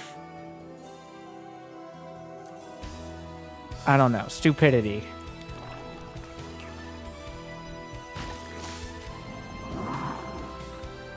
The on its face, like, oh, I need spine crawler. At least now we're building roaches. Oh, I guess. Now I have your attention. Commander Casks is chilling for 36 months. So we're Cheers 7.5 to minutes in, Circumference and is yes, he always could wonder go helping for me almost right anything before at this bed every point. day. Wait, did the Void Rays all die to Queens? I think so. Did he recall, or did he just lose all his Void Rays to Queens? Queens are amazing. At least we got that one.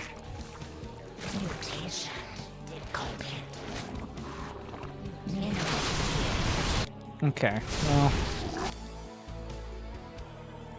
here we are again. So he has a third, and once again he's a Protoss defending his third with like thoughts and prayers. A couple shield batteries is more than I'm used to seeing at these bases, to be honest.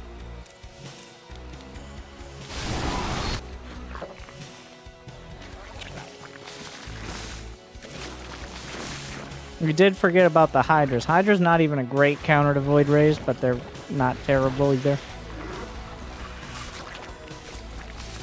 The best counter is Queens. Might be like, well, Queens can't attack. To which I say, have you watched a single Protoss versus Zerg series this year? And this is another reason not to build your Evo chambers at the back of your main alongside all of your other tech.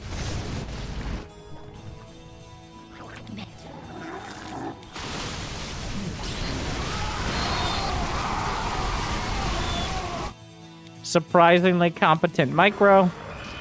The Queens are... Oh, it's a... Yeah, okay, here's what I have to say to this. Go fuck yourself. Okay? You are about 1/4 as accomplished as this hatchery implies. If you had every other base, I would be like, you know what, cheeky move. But come on. Alright, come on. Spinning rims on the Honda Civic again.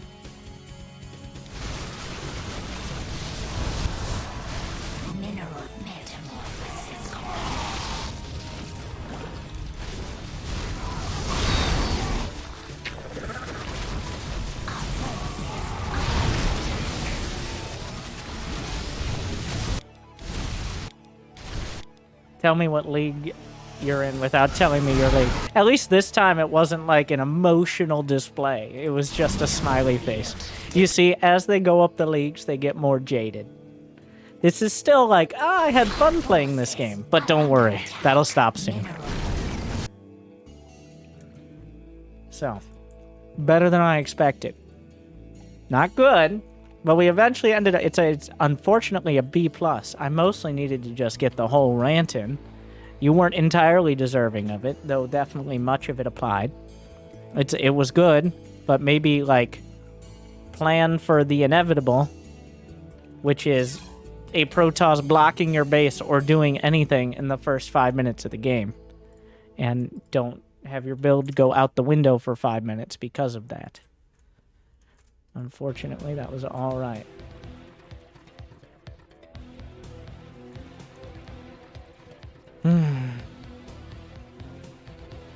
We now have Poopface McGee, who is up against a barcode Protoss. You know what I think about barcode Protoss? Of course.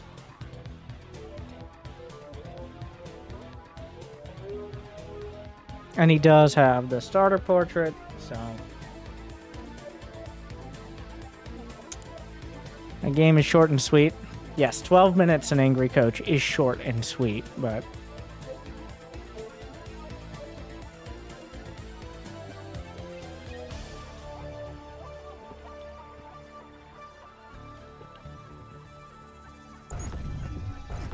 Yes, he is a Kaczynski portrait.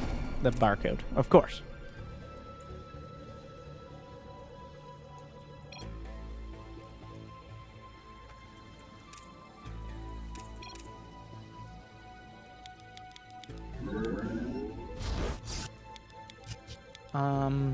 You must construct additional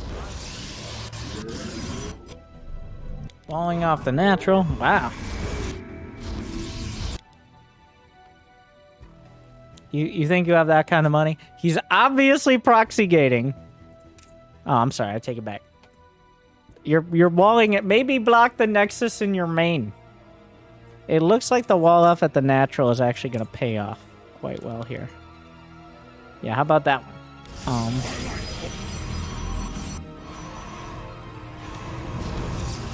Oh yeah, I guess you could cannon rush. Huh. Well, this is one of the weirdest.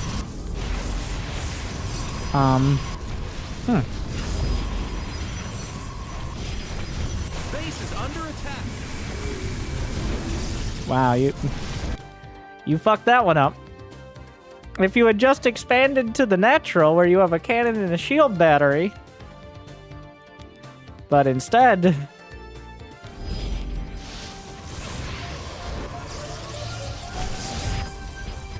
Did you just cancel? Oh, this is a game. That's something, I guess. So yeah, while this was an okay response, this is by no means the ideal. What a mess. You had cannons on the high ground, so you canceled? Yeah. Probably shouldn't have ended up here. That's fair. Hey, they're attacking our base.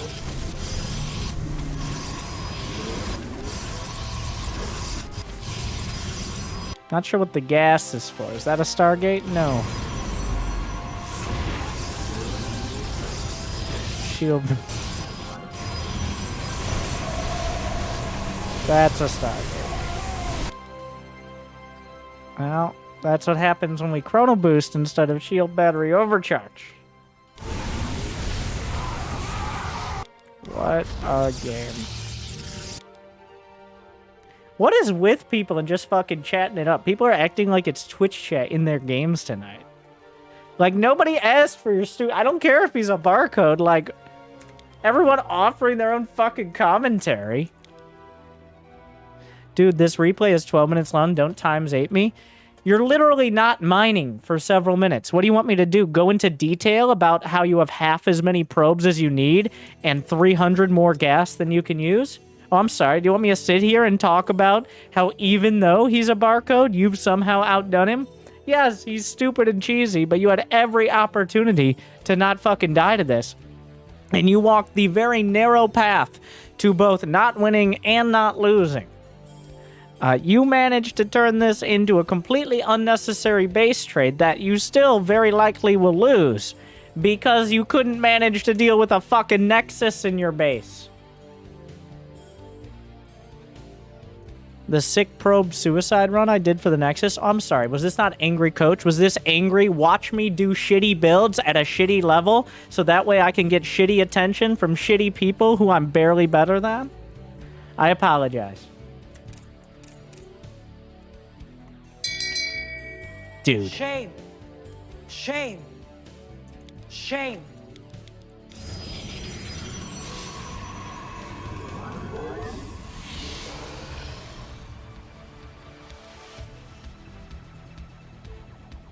I like how he went so far with it, and then he pulled it back to this year. It's like, you know what? Last year there was a real lucky dude as well. Like, but this year, you take it.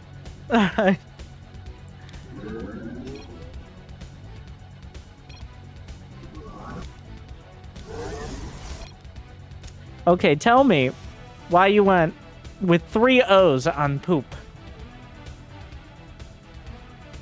Oh, you probably can't write poop. Which, yeah.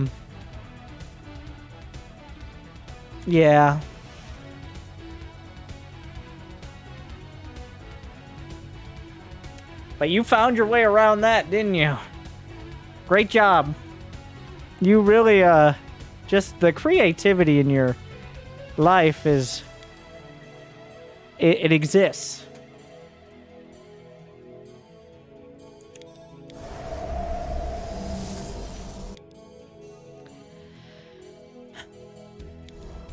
Why do you say don't times 8? Obviously, we're here for this part. Don't times 8.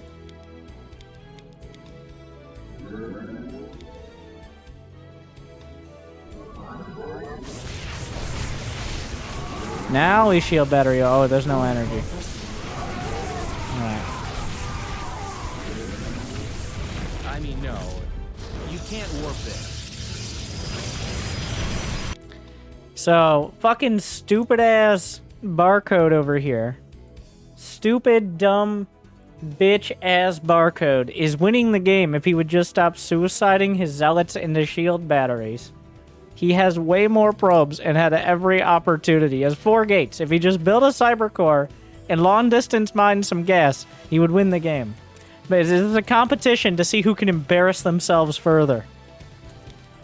And it's a close match! And they're out of here! I'm not sure who wins that competition, to be honest.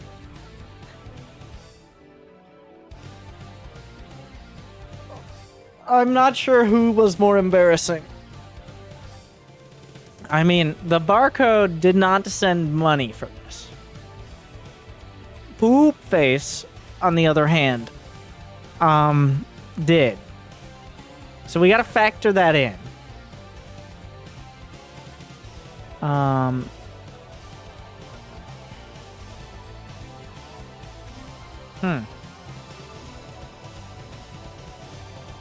Either obviously shame. Shame. Shame. That's Shame. clear. Just generally. That wasn't even, like, in just context of strategies and not as basic human beings who can, like, interact with other human beings. Just that was bad. I would just add a couple of those in there. 4,300 NA, no lie. Thank you for being honest. I appreciate your honesty. Go fuck yourself. That was a little harsh. And especially just like, you know what? I take that back. You'd probably enjoy it. I would rather not have that. I do apologize. Formal apology.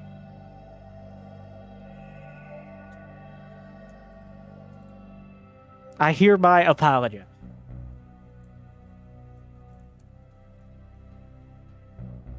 Wow. Okay, so here's this. Is the abandoned castle for any coach? Do you guys think it's Red Busman or Gangsta Noop? I'm gonna say it's Gold League. I'm pretty sure it's the Terran. Neither of these names are remotely close to the Twitch name of the abandoned castle. I think we got the. I think it's the Terran, but yeah.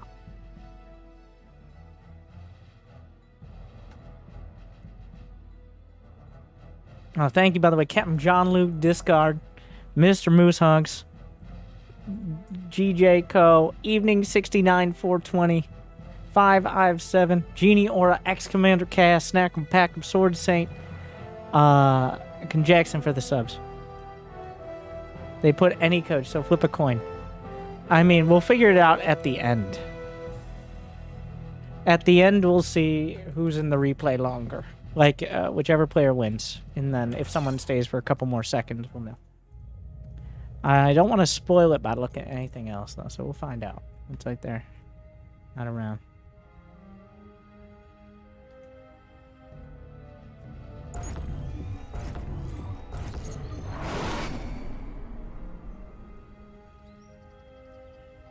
And this looks like... No, it's not our last. Wait, is it our last? This could be our last. A choose your own angry coach. As we try to figure out which of these we'll know at the end. You know what? Place your votes. I'm gonna say at the 5-minute mark. I'm gonna switch between them. I'm leaning towards the Terran personally, just based on context clues. But we'll know. At 5 minutes, I'll put it up for a vote. And if Twitch chat is right, 5 subs to the people. All right. Oh. Okay, so that is not like it's an attempt at a 1-Rex expand. He's ready for it. It's not exactly like the ideas are there. Okay, let's take a look at Mr. Gangsta over here. A hatch first. Overlord's hanging out. Like,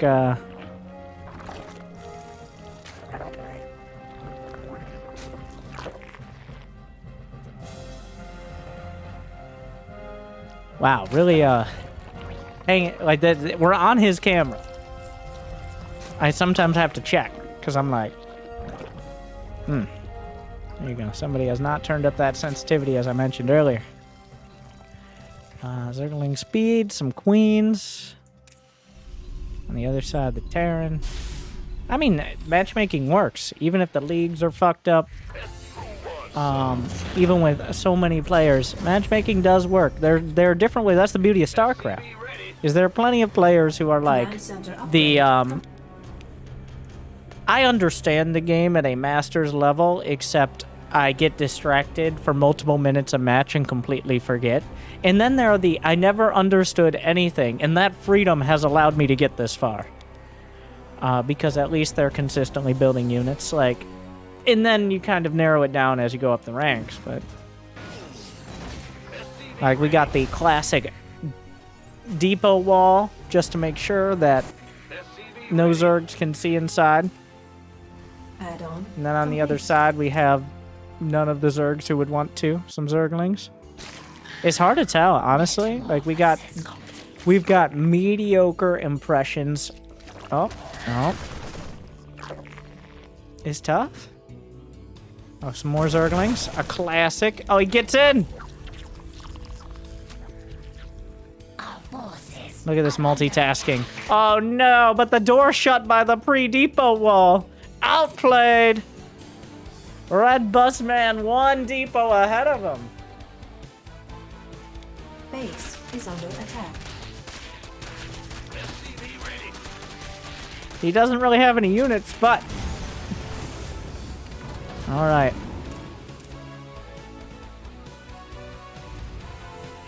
I think it's tough. Like, it's hard. We got Hydralisk. We got drones on the way. I'm still leaning towards the Terran. But we are at 5 minutes. We still don't know who sent this in. All they said, for any coach, the name, Abandoned Castle. It was many hours ago.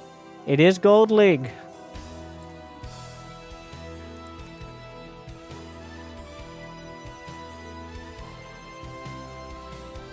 Is it the Terran or the Zerg? We'll know at the end based on when the replay ends who left at that moment. If the Twitch chat is correct, give 5 subs to the people.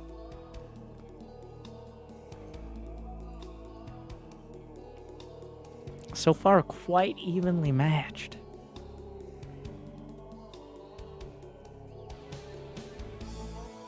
I am leaning towards the Terran, for sure. But I don't want to skew it. It's already skewed. It's unclear. And that's why we're doing this, right?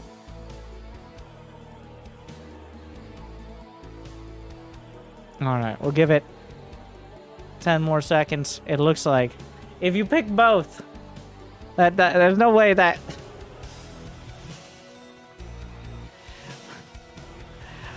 The people say Terran, you useless fucks.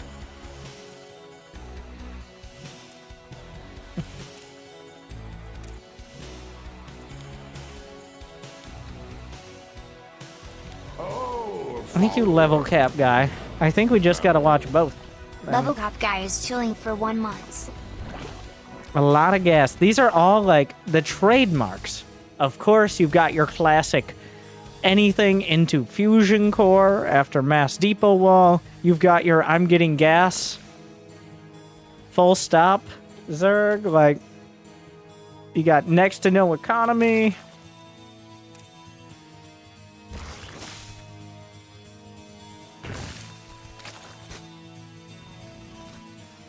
Lurker done. A scan, a second scan, added to the list. So many trademarks here. The Overseer as the only scout across the map since the Zerglings. Gonna see actually everything. Can we get those turrets to defend? The Engineering Bay, of course, the appropriate response to the Overseer. Don't want that happening again. So we're gonna need some turrets. Blue Flame Hellions. Well, not Blue Flame yet, but he's starting Blue Flame. Ah, Hellbats at the perfectly wrong time. Like, you couldn't have scripted this better. Like, you couldn't have scripted this to be more ambiguous. It is so unclear which one it is. We've got the 16 spore crawlers in one base and none in any other. We've got no upgrades at all, besides like Blue Flame and Hydra range. And, well, and also speed.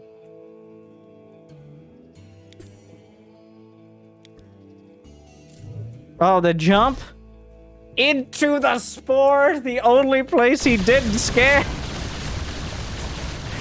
The worst possible location. He's focus firing, but the spore from the side, the Hydra's coming up. Will be... No, he's microing and he almost doesn't get the battle cruiser. Our forces are under attack. Almost out-microed himself there. Oh my. Alright. Infestors with neural parasite. That is not a bad answer. And then we spend all the rest of the money on lurkers. 3 Evo chambers. Baneling speed. Meanwhile, just more battle cruisers.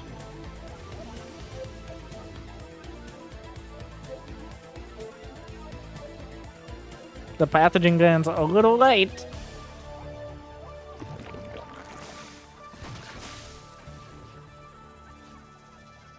Well, expansions.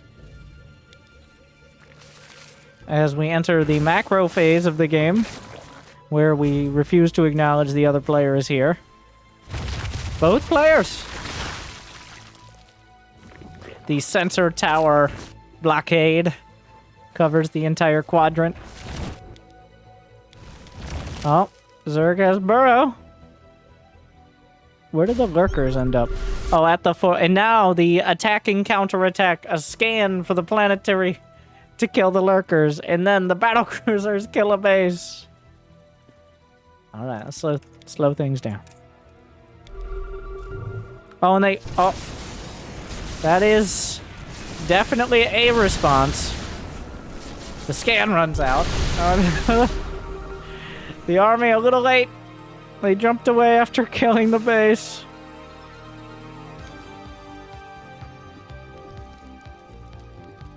Currently, he's 1-1 for most things.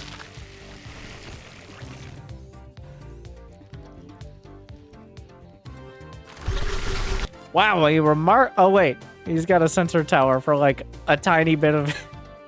I'm like, wow, an amazing scan. No, he sees it on the sensor tower. He saw like half a dozen units.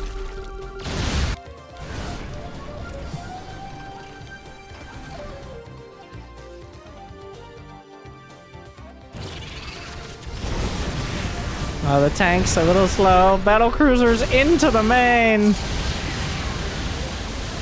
There's still an opportunity. He grabs the cruisers and actually takes them down. Huge stuff. He gets all of the cruisers. The cruisers got the main, but he got all the cruisers.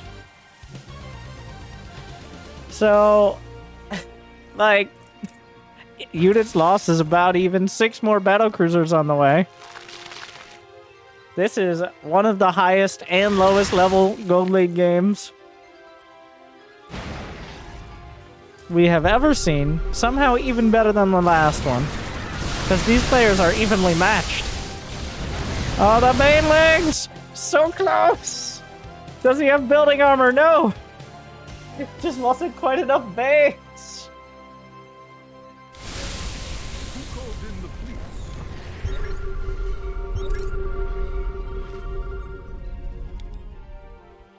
He's built up way more battle cruisers, so this time he should really have it all locked down. And he hasn't used the tactical jump. Oh, but he sees. He jumps! About as far as he wants. Assimilation successful. He gets a battle cruiser. What about the other one? Alright, well. Just holds it there. We've got the geometric circle of sensor towers to make sure he's got maximum detection. More Lings on the way. An interesting trip, but the battlecruiser just jumped! Oh, he grabs one! The battlecruisers now jump into the corner. The army will chase. Battlecruisers do die. A lot of dead battlecruisers. 2 Nidus Worms! Oh my god! Wow. Oh, and Red Buzz Man. Okay, here's the moment. Here's where we're gonna find out.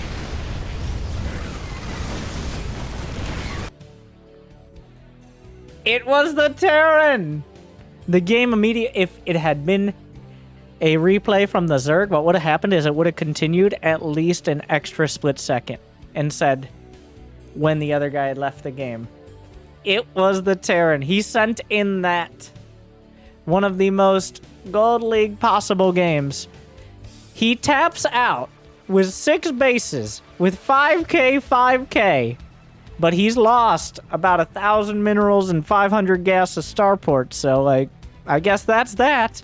He taps out as the this is the only honorable time to do it, obviously. He's got to commit Sudoku correctly. As the tanks are closing on the main, as he has this money in the bank, he's like, that's that. Some incredibly and annoyingly wholesome replays. Ugh. We're reaching. Bless your heart, level 3. And that is truly. Wow. Wow. 베스 이레디가 올라고 소수 병력 희생시켰어. 이레디. 예. 자 이렇게 해서 자 카메라 뒤쪽으로 빠져. 플레이그. Some good games 플레이그가 한 방입니다. 이제 for the fans. Winter Gaming is gifted 5 At the subs to end viewers. of the day, and at the end of this Angry Coach Marathon, we showed that there are a lot of players who are quite good, who still have a lot to learn, and there are a lot of players who aren't, who still enjoy StarCraft. So I hope from start to finish, or at least some of it, you did enjoy. You like, you subscribe, ring the bell. Twitch Prime Gaming. We'll cut the Twitch out, all right? Prime Gaming. Remember, wake up! Autoplay's about to go to the Loco video. You're running out of time. And leave a comment. Thank you for watching. Good luck, have fun. Stay chill.